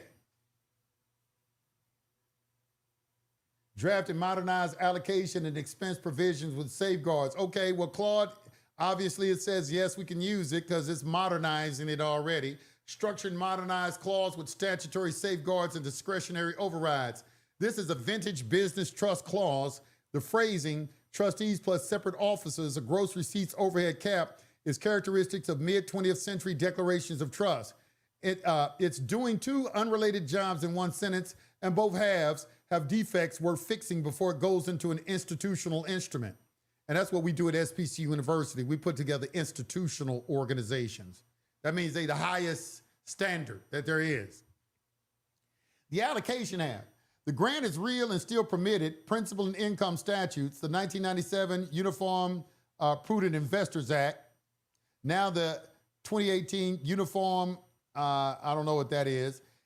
Fiduciary investment, I don't know what that is right there. I'll have to get it later. And adopting states as default rules that yield to the terms of the trust. So an express allocation power remains the right architecture. 3 problems. 1, sole power and discretion is a drafting illusion. Uniform Trust Code subsection 814A provides that notwithstanding the breadth of discretion granted, including absolute, sole, or uncontrolled, the trustee must exercise it in good faith and in accordance with the terms and purposes of the trust and the interests of the beneficiaries.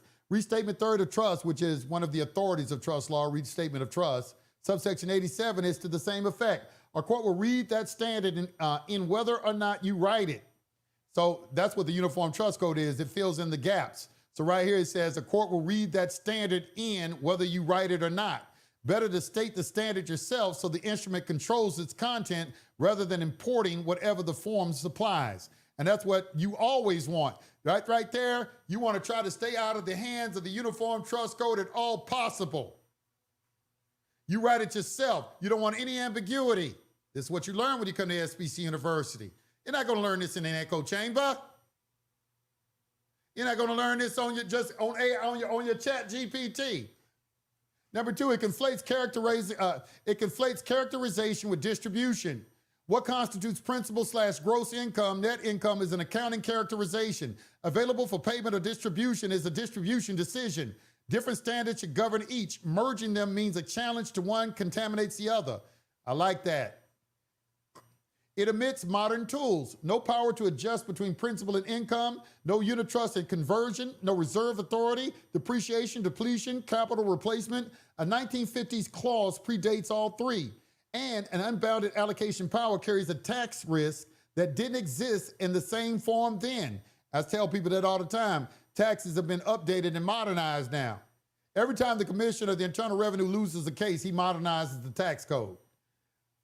Treasury Regulation subsection 1.643B-1 respects trust instrument allocations only if they do not depart fundamentally from traditional principles of income and principle. A clause purporting to let trustees call anything exactly the fact pattern the regulation is aimed at.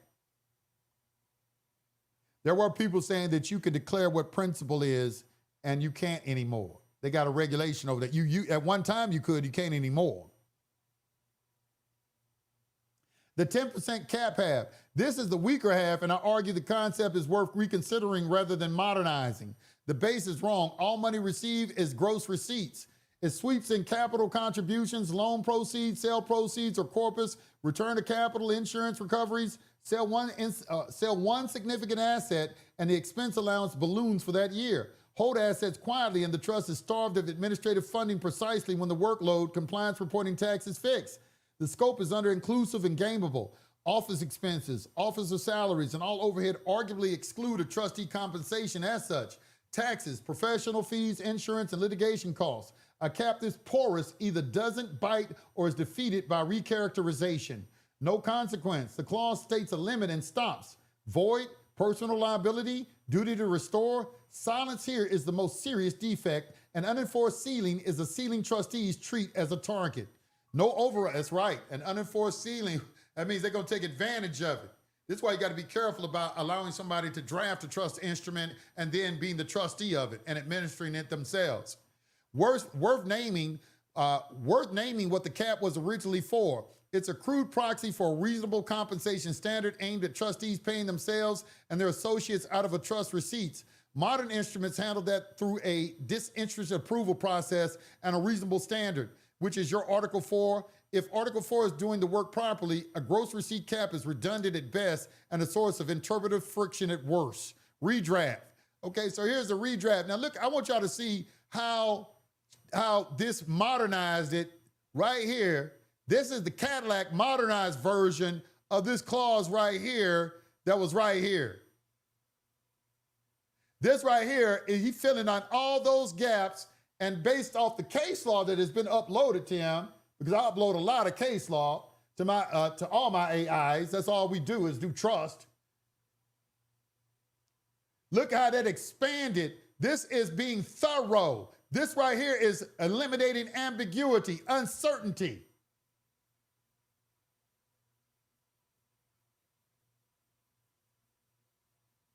This is why you have an AI, and this is how you use it as a tool.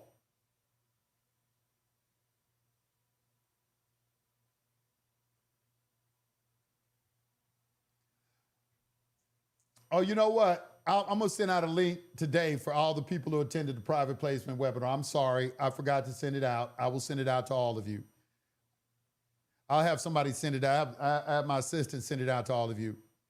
But I want y'all to pay attention to this right here, all right? You see this? Allocation between principal and income, limitation of administrative expense, allocation authority. Trustees shall determine whether any receipt gained. This right here is nice. Standard of exercise, power. It took all the defects that were in this original, because this was good in 1922. It's not going to carry today.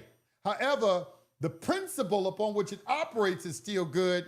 It just needs to be modernized and cleaned up. And that is what an AI computer will do for you.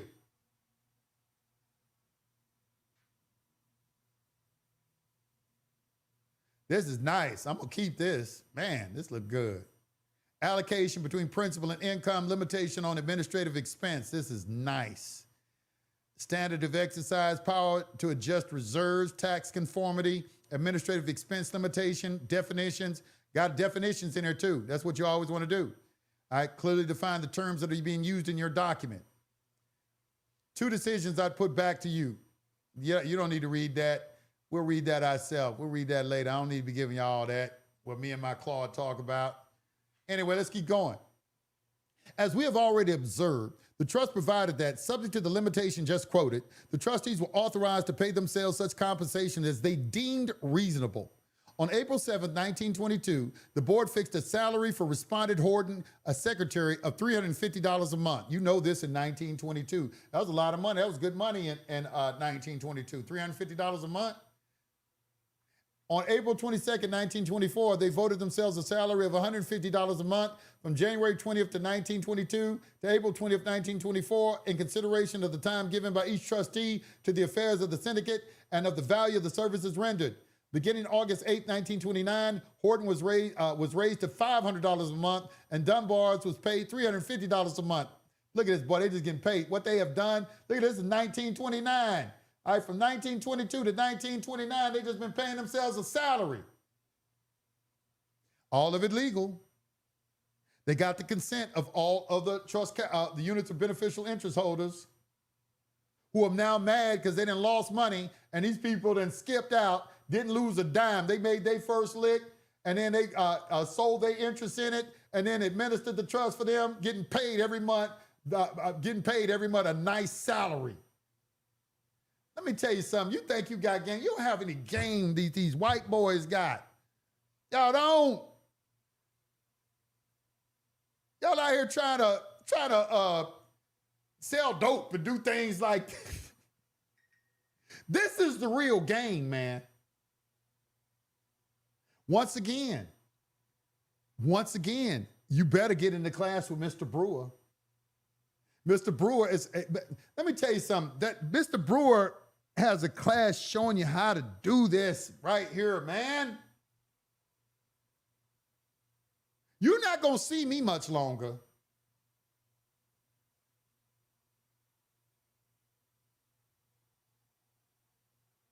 Beginning January 1932, Morris was given a salary of $100 a month. In addition to the amounts that's paid in the beginning of December 1924 and at the intervals thereafter, the trustees paid to themselves as compensation considerable sums of money, but kept within the limit of 10% of the monies received after deducting their other office expenses and overhead. Hell, they didn't even pay, they paid all their office expenses and overhead out of the trust, then had their salary and kept it under 10%. Of course they didn't. And I guarantee you office expenses may have been where they lived at. I guarantee you that was probably included into this. They lived rent-free, probably, and got a salary. They made a big lick and lived rent-free probably for the next 5 years.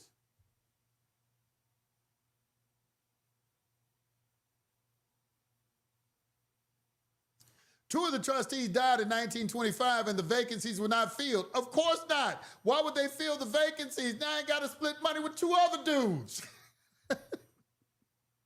2 of them died. We ain't filling that vacancy.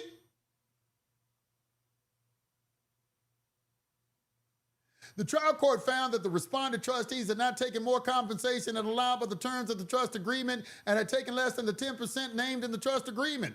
After deducting office and other overhead expenses, it also found that the salaries which were mentioned were not intended to compensate the trustees for their full services in full, but were fixed in such amounts among the trustees alone for extraordinary services rendered said trust as such officers as foresaid, and equalizing their total compensation and the drawing thereof as between themselves. And more important still, the court found that the sums taken by respondents as compensation did not exceed the reasonable value of the services rendered by them to the Bellevue Oil Syndicate. Let me tell you something. This is where they messed up. They said they could pay them what's reasonable. How do we determine what's reasonable? You don't want any language like that in your trust indenture agreement. However, who the one who drew up the trust indenture agreement? They did.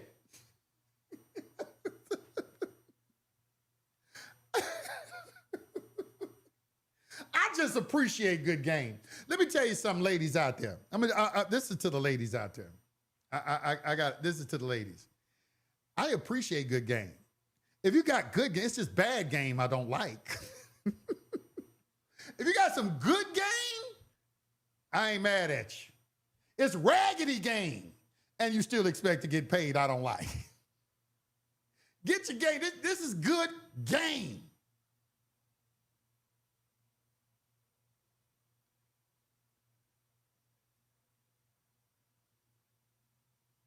The appellates contend that the resolutions fixing the salaries preclude the respondents from paying other compensation, but the answer to this assertion is contained in the findings to the effect that such resolutions were intended only to equalize the compensation as between the trustees. It cannot be denied that the testimony of the trustees amply supports the findings of the court in this regard, nor can it be denied that the court's findings that the compensation was reasonable was abundantly supported. Starting with nothing, the trustees, in the course of 12 years, with an issued capital of $300,000, paid out in dividends to the unit holders practically $2 million, at the same time accumulating physical assets valued in round figures at $500,000. Undoubtedly, the court took into consideration that, while in times when the income of the trust was large, the compensation of the trustees was large. In times when the income was small, the compensation would be small, and perhaps under the limitation, nothing at all. Averaging the total compensation over the period in question, Horton received approximately $1,200 a month and Dunbar about $962 a month. I want y'all to look this up. What are these numbers right here in today's terms? What is $1,200 a month from 1929 to today? $842 a month. Y'all look this up right now so we can see how much money they're getting. Y'all put it in the chat. How much money was they getting back then? He said Horton received approximately $1,200 a month and Dunbar about $962 a month, while Morris received an average of around $842 a month. We cannot say that the court was not justified in concluding that the compensation was reasonable. In fact, as the record appears to us, it would hardly have been possible for the court to have decided otherwise. We should mention, however, that, in our opinion, the trustees must not only be restrained by the 10% limitation, but also by the reasonable value of the services rendered. Why are you going to throw that in there? How do we interpret this? What is reasonable?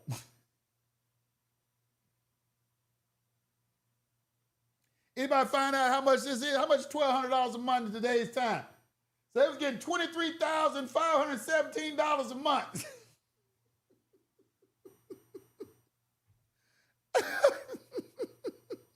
Good game.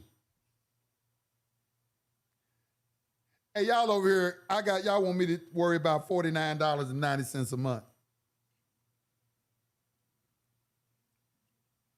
$297, you go over there, we'll show you how to do it. Right over there, let me show you how to do it. You come over to SBC University right now. What does Mr. Brewer have in his class? I almost forgot. You have this is the master class right here, but you should the shop page right here. And here we got private placement right here. All right. I got to put my other one on here. Private placement master class. And this right here is a partial payment. If you don't have the whole $5,997, you can pay $2,299. I think in 3 payments, I think. I think you can make it, he's letting you do it in 3 payments if you want to. All right, however, right here, this private placement right here, $297. Get the SBC doctrine too. I got some more books coming as well. You need to get these books. But this right here is you want to be in this. And if all possible, this is where you want to go to. Let's keep going. It is also argued that the limitation of 10% was intended to apply to net income instead of gross income. After an exhaustive hearing, the trial court concluded otherwise, and we are not inclined under the circumstances to disagree therewith. The language of the trust agreement indicates that it was intended to mean a percentage of the gross, all monies received by the trustees. Indeed, we doubt that it could be construed differently.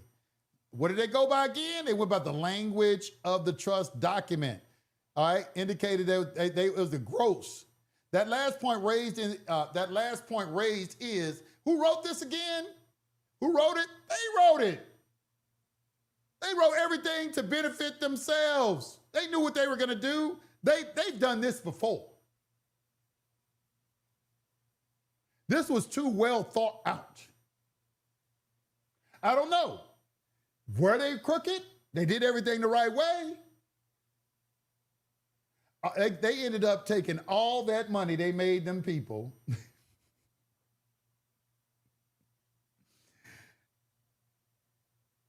and lived comfortably for 12 years. Gain.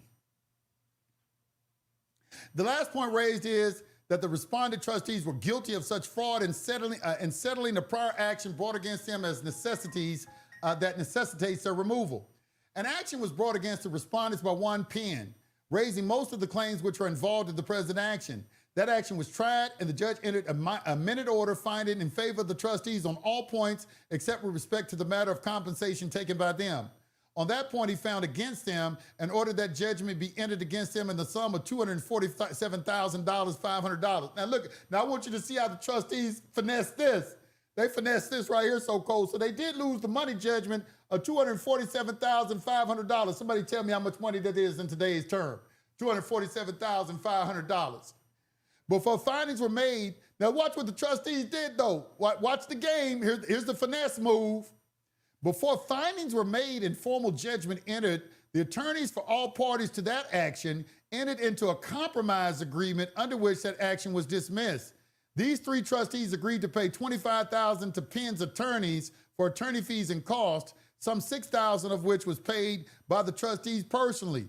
The rest to be paid after a successful termination of the action. Okay, they said, look, let's hold this off. We're going to get this adjudicated in a declaratory judgment in equity court. We'll go ahead and hit you with $25,000. They gave that to the attorneys, though. The attorneys, their homeboys got it, and they threw in a little $6,000 on it. So they had almost a $5 million judgment against them. Okay. It is further agreed that the trustees would bring an action for declaratory relief, raising the question of compensation and all of the claims that have been made against him by any of the unit holders, and for the purpose of attaining an adjudication as to the meaning of the trust agreement on all points disputed. This was smart. The judge is going to say, okay, this was a prudent act. This is called prudent. This was prudent. This was intelligent. This is why this is such a fantastic case, because they don't know who these people are, but they just knew what to do. Every time something came up, they knew what action to take. They knew what action to take. This action followed immediately. The former judgment had not become final and in any event applied only to the parties thereto and left unsettled the claims of many other unit holders. There's much to be said in favor of having the entire controversy between the various parties settled in one action in an orderly manner. This plan, having been agreed upon, that's what killed them right there, they agreed to it, and at once carried into execution, it does not conclusively appear that the trustees were actuated by fraudulent motives. After a full hearing on this point, the trial court found in favor of the respondents, and we see no reason for settling aside the finding. It follows that the judgment should be, and it is hereby affirmed. Smooth! Game! Game over!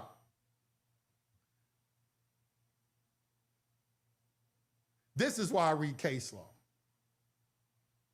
This is why I read case. We read a case like this every time I come to class. We have a different case like every one of them are good, just like this. And we learn more and more. We learn more trust terms, more principles of equity. Let's look at something real quick. Let's look at something real quick.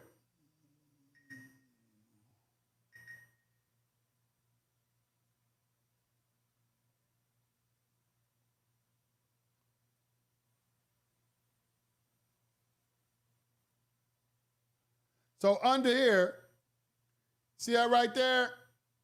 You click on that link, voila. Oh, there's the case right there, right for you. But look what I put in here for you too.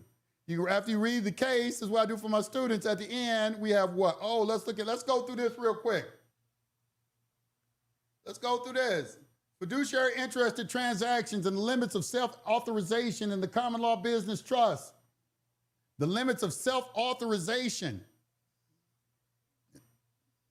They did everything themselves. They authorized everything themselves. Learning objective. Okay, this is for my students. I did this for all my students. Okay. Learning objective. Upon completing this unit, the student should be able to distinguish, number one, distinguish a declaration of trust operating a business enterprise from a donative trust and identify why the vocabulary of settler intent is opposite to the former. Because the settler's intent didn't govern in this one. State the rule of Graves versus Mono Lake Hydraulic Minnesota Company governing contracts in which a fiduciary is on both sides and explain why such contract is voidable without regard to its fairness. Explain the distinction between a claim resting on instrument authorization and a claim resting on quantum Meruit, and identify which one sustained the trustee's compensation in this case. Identify the implied reasonableness limitation the court read into a facially discretionary compensation clause. That's good. And describe the statutory and regulatory sources of the disclosure record that defeated the secret profit claim and distinguish them from equity's own operation. Explain the function of the amendment provision and beneficiary ratification in validating trustee conduct that would otherwise exceed authority, and evaluate the procedural posture of a declaratory relief action brought by fiduciaries following an adverse ruling in a prior litigation. And number 7, that's one we just read. That was smooth. That was called prudent. That was prudent on their part. Before the order was finalized, they reached a compromise, an agreement out of court to agree to have it settled in under a declaratory judgment, and it turned out in their favor. And they think that they the beneficiaries thought that was kind of something fishy about that, but the judges didn't see anything fishy and said, look, it's something to be said about having something decided under one action. However, nothing came into their favor. So let's look at the procedural posture. Students should master the posture before the doctrine. And I want all these answered when y'all come. If our students looking, y'all need to email these answers to me at students@spcuniversity.com. Y'all know the email. Number 1, procedural posture. Students should master the posture before the doctrine because the posture explains why the Supreme Court took the case. The prior Penn action. A unit holder named Penn had previously sued these trustees, raising most of the claims later presented here. That action was tried. The judge entered a minute order finding for the trustees on all points except compensation, and on that point found against him, ordering judgment in the amount of $247,500. Before findings were made and formal judgment entered, counsel for all parties compromised the terms. The Penn action was dismissed. The 3 trustees agreed to pay $25,000 to Penn's attorneys for fees and costs. Approximately $6,000 was paid by the trustees personally. The remainder was to be paid only after a successful termination of the present action. Look how we got that bolded out. That was their out clause.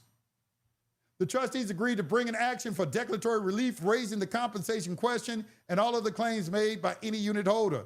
This action followed immediately. Note for discussion. Opposing counsel thus held a financial interest contingent upon the trustees prevailing here. Unit holders argued this arrangement was itself fraud requiring removal. The court rejected the argument, reasoning that the prior judgment had not become final, applied only to the parties before it, and left the claims of many other unit holders unresolved. That there was much to be said for settling the entire controversy in one orderly action, and that fraudulent motive did not conclusively appear. Now I'm gonna stop right here. But this is every time my students come to class, they get a handout like that. We go through this entire case the way that I just did just then, and then we go through the student handout and we look at the principles of equity that were used, which is going to be down here.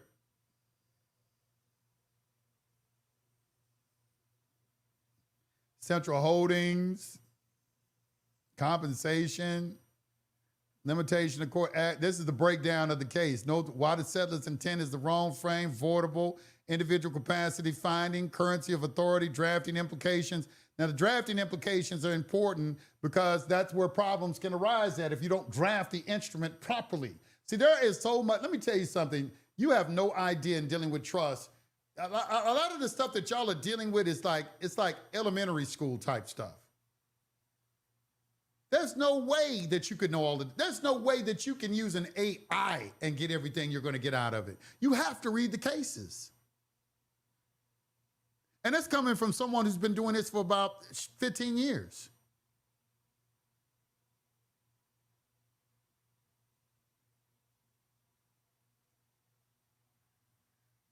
But I want you to take this handout.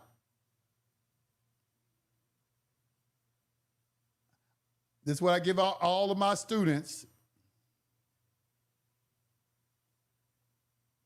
There's the breakdown of the case. And that's the days, and this is how a class is conducted at SBC University.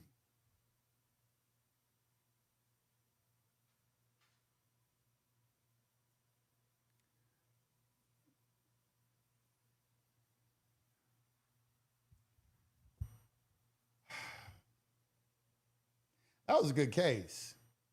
Every time I read one of these cases, man, I feel like I'm smarter. I just feel smarter. Every time I read one of these cases, I just feel smarter than I was before, the day before. I feel like my game just went up like 10 notches. I'm like, And then, I'm like, how can I put something together? Maybe I can, like, oh, you have a gold mine or something like that. Where can I get some value at and then arrange something? Let me show y'all something real quick. I'm going to show y'all some more game. I'm going to show y'all some more game before I go. We go to SBC University.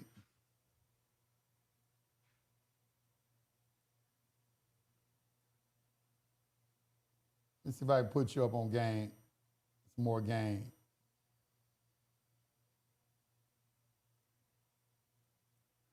Go to my website and the PDF download over here. I think I got, let's see. Let's see if it's in the miscellaneous section. I'm going to show you some. See this document right here? This Behold a Pale Horse by William Cooper. Uh-oh, what happened? I can't download it, Behold a Pale Horse.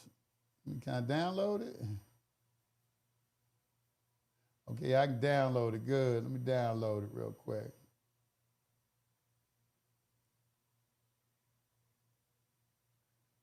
Let me resume.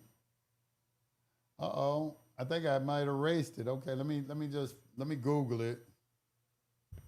Behold. I know I had a broken link on there. I got to fix that link. All right, this is Behold a Pale Horse by William Cooper right here, all right? All right, so you go to this document. I want y'all, there's a story in here that kind of goes into this real quick.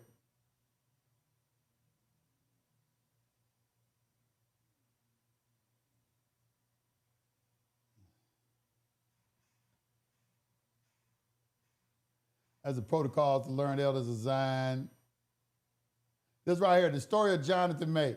Y'all can Google this on YouTube too and listen to an interview of this guy when he was in federal prison. But Jonathan May attempted to free us from the shackles of the Federal Reserve by creating an alternate banking system with instruments backed by land, raw materials, mineral deposits, oil, coal, timber, and other wilderness holdings. Jonathan aided Governor Connolly and the Hunt brothers. I don't know if y'all remember, but the Hunt brothers used to be the richest people in Texas back in the day in the 80s when I was young. And they tried to corner the silver market. The silver would have been used to create a Bank of Texas, issue of real money. This would have destroyed the Federal Reserve had the Hunts been successful. When the world bankers realized what was happening, they destroyed Connolly, the Hunt brothers, Jonathan May, and Texas. The Federal Reserve entrapped Mr. May by intentionally routing his credit instruments to the Federal Reserve. Y'all know that's what they do to us right now. We making bills of exchange. You don't put routing numbers on your instruments, but they did that to him. They routed his instruments through the Federal Reserve against the terms clearly stated upon those instruments instead of through Mr. May's alternate system. Jonathan May was illegally arrested, illegally tried, and illegally imprisoned in the federal prison at Terre Haute, Indiana. The world power structure has stolen Mr. May's idea, which will be used as the banking system of the New World Order and is known as the World Conservation Bank. Jonathan that served 4 years on a 15-year sentence. And this is him. This is his affidavit. He's swearing by this from prison. And he tells you all these sub-trusts, how he put together all these different trusts. He was given some land. He inherited some land and found out there was a whole bunch of mineral deposits on it. And then he monetized it.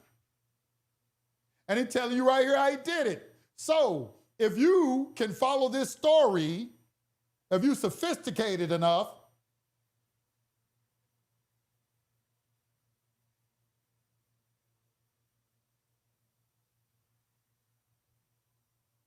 it's the same thing. It is what we are trying to teach you how to do. Right here. Private placement. Right here. Right here. That's all we're trying to do. Is tell you, if you can't make money from nothing, if you can't make money without money, you can't make money with money. It's about value. Nobody's giving you something for nothing, so you might as well stop looking for that, because that don't even exist in contemplation of reality. It doesn't exist. Stop looking for something that doesn't exist, because you're crazy.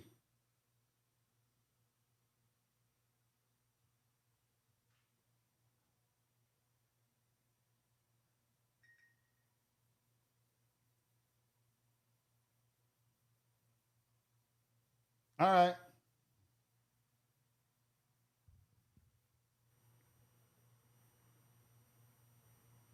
How's that, everyone?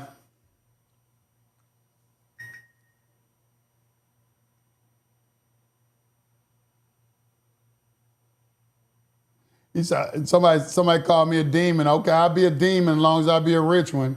And you can be a broke, God-fearing man then. Since that's how you want to classify me, I'm the demon. I guess you the God-fearing person. I bet you broke too, ain't you? You know what? It's always the brokies that call you evil, you know, because they think that having money is evil, and that's why they broke. Because that's what they got in their mind. They think that. Now, my referral program, I ain't ready to launch my referral program yet.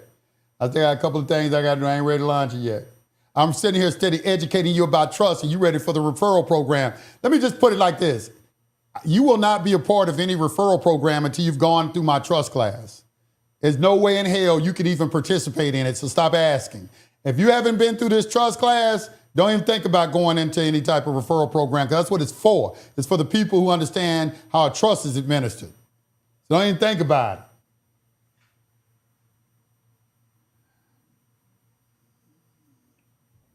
He said, money is your God. Well, yeah, money, okay, if money is your God, being broke is yours. Being broke is your God. Being broke is your God. You're broke. That's not godly. God is a God of abundance. You rolling with Satan because you're broke. What do you mean? So if I'm blessed, you're saying because God blessed me, I gotta be with the devil. Is that what you think? Because I'm blessed. I got to be with the and because you broke, you with God. Is that how you framing it?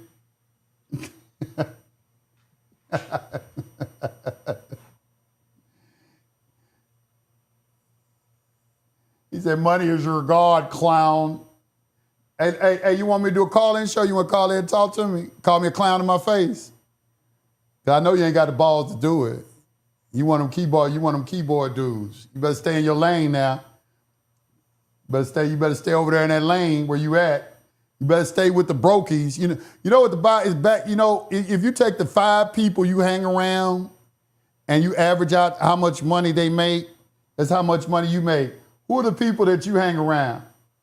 Now, you're not blessed, because a blessed person would never talk like you talking, because I haven't said anything demonic or anything like that. I'm sitting here sharing information and sparking in people's minds how they can go out and do things to themselves. Yet you acting the part of Shaitan, the devil himself, is in there calling me evil for doing that, because I'm giving you my time. And that's why I'm getting out of this space. You don't have to worry about me.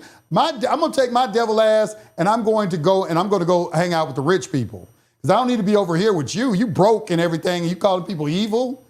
What's wrong with you? You can't talk to me for free. If you want to talk to me, it costs $500 an hour.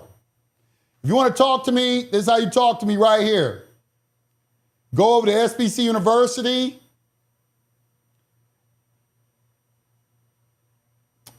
And I have a consultation right here. And you can fill this out right here and we'll get back with you. That's the only way you're going to talk to me. A lot of people want to talk to me. Lots of people want to talk to me. My time, it costs money. It's not free. That be the people who be mad. They come on the line, start calling you evil and everything, and they broke. I'm like, it makes me, you would really be mad at me if you just really knew my real financial situation. Boy, you probably would call me Satan himself. Oh my God, he's Satan the devil. Look at all that abundance he's living. He's the devil. He's the devil. You don't bother me, man. Anyway, y'all, I appreciate it. I appreciate everything. Yeah, he wants some attention. He wants some attention.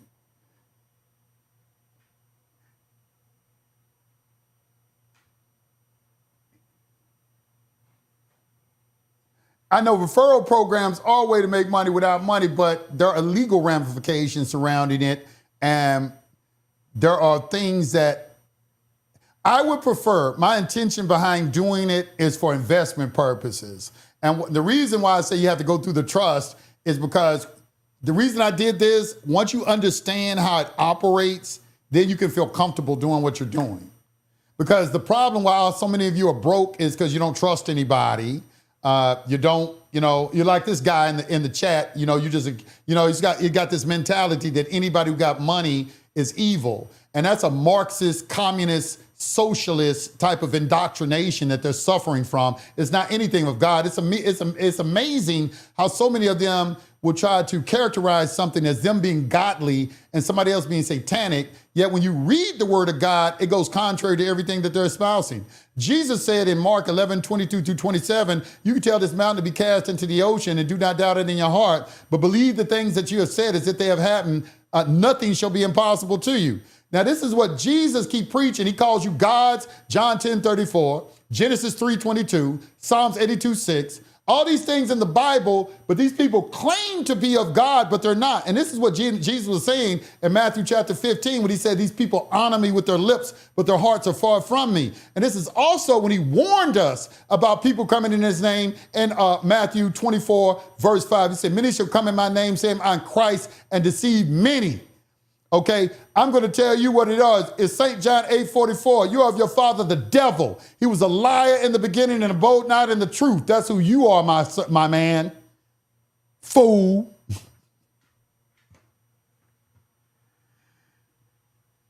Ain't even read. You just sitting there quoting, using God and Jesus. You ain't even picked that book up not one time. Because if you had, you would never even have made a statement like that.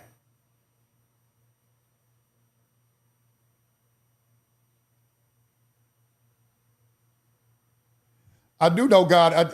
Listen, I was sent from God to crush your head under my foot. I was sent from God to crush you because you're a demon. You're a demon. And I was sent to crush you. And you mad because, can't you tell I'm from God? Because y'all can't do nothing with me.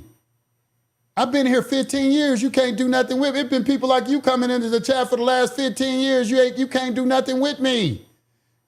You're going to be gone tomorrow. You're going to be somewhere else. I'm going to still be rolling, going higher and higher and higher. And all you're going to be doing is getting madder and madder and madder. And all I'm going to be doing is looking for more stuff to make you more madder and madder and madder. I feed off of that. You ain't found that now? You be hating this shit. I love that shit.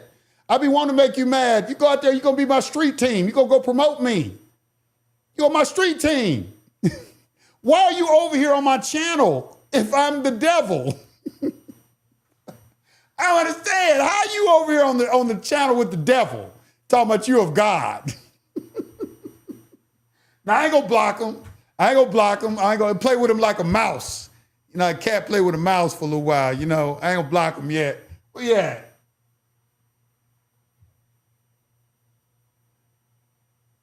He looking for a tax evading sucker. Oh, yeah? Okay. I thought I just read you everything out the IRS website.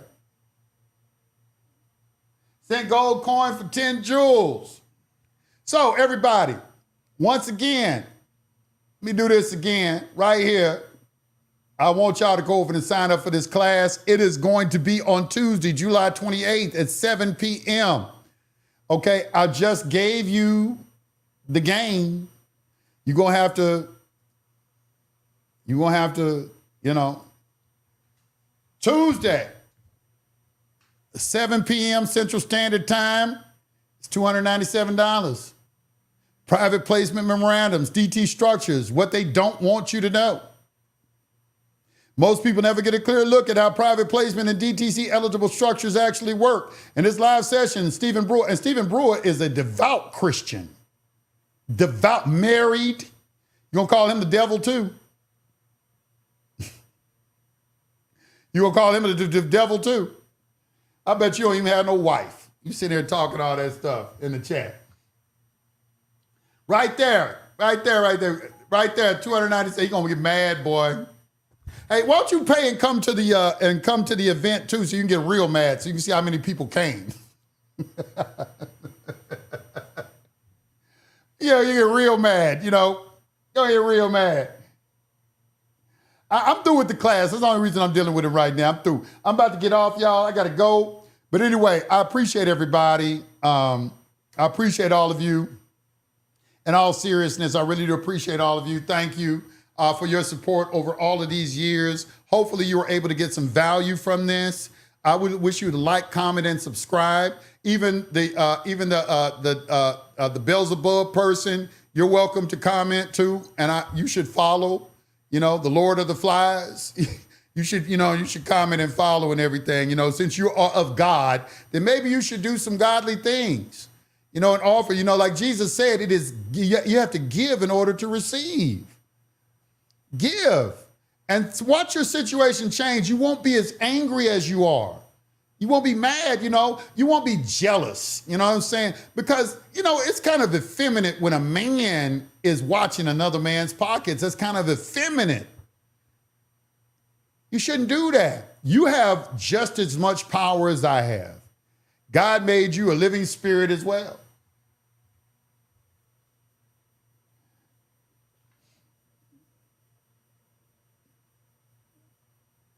Go ahead. And you should come. You should come to class. Spend that $297 and watch your situation change. I guarantee you will stop coming into chats like this and being negative and divisive and being just a pure demon like that. Once you get a little money in your pocket, I think you'll feel a lot better about your situation. You'll get to pull yourself up by the bootstraps and you'll begin to feel like a man again. And you will not come into chats like this doing this effeminate type thing that you're doing right now, because you look like a female right now.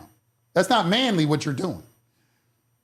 And what is that, Matthew 7:1, judge not, let me put it on the screen for him. Judge not, lest ye be judged, because the judgment you mete out will be meted out to you. You ain't in a position to judge anyone. You're not the creator of the balanced universe. You don't possess the wisdom to judge anyone in their actions. Definitely not the intelligence. Anyway, I'm out. Y'all have a wonderful day. I'll see y'all later. I'm going to go jump in my car and cruise around and spend some money and flirt with some women and enjoy life. What are you going to do? Going to start looking for another video to go and troll on, huh?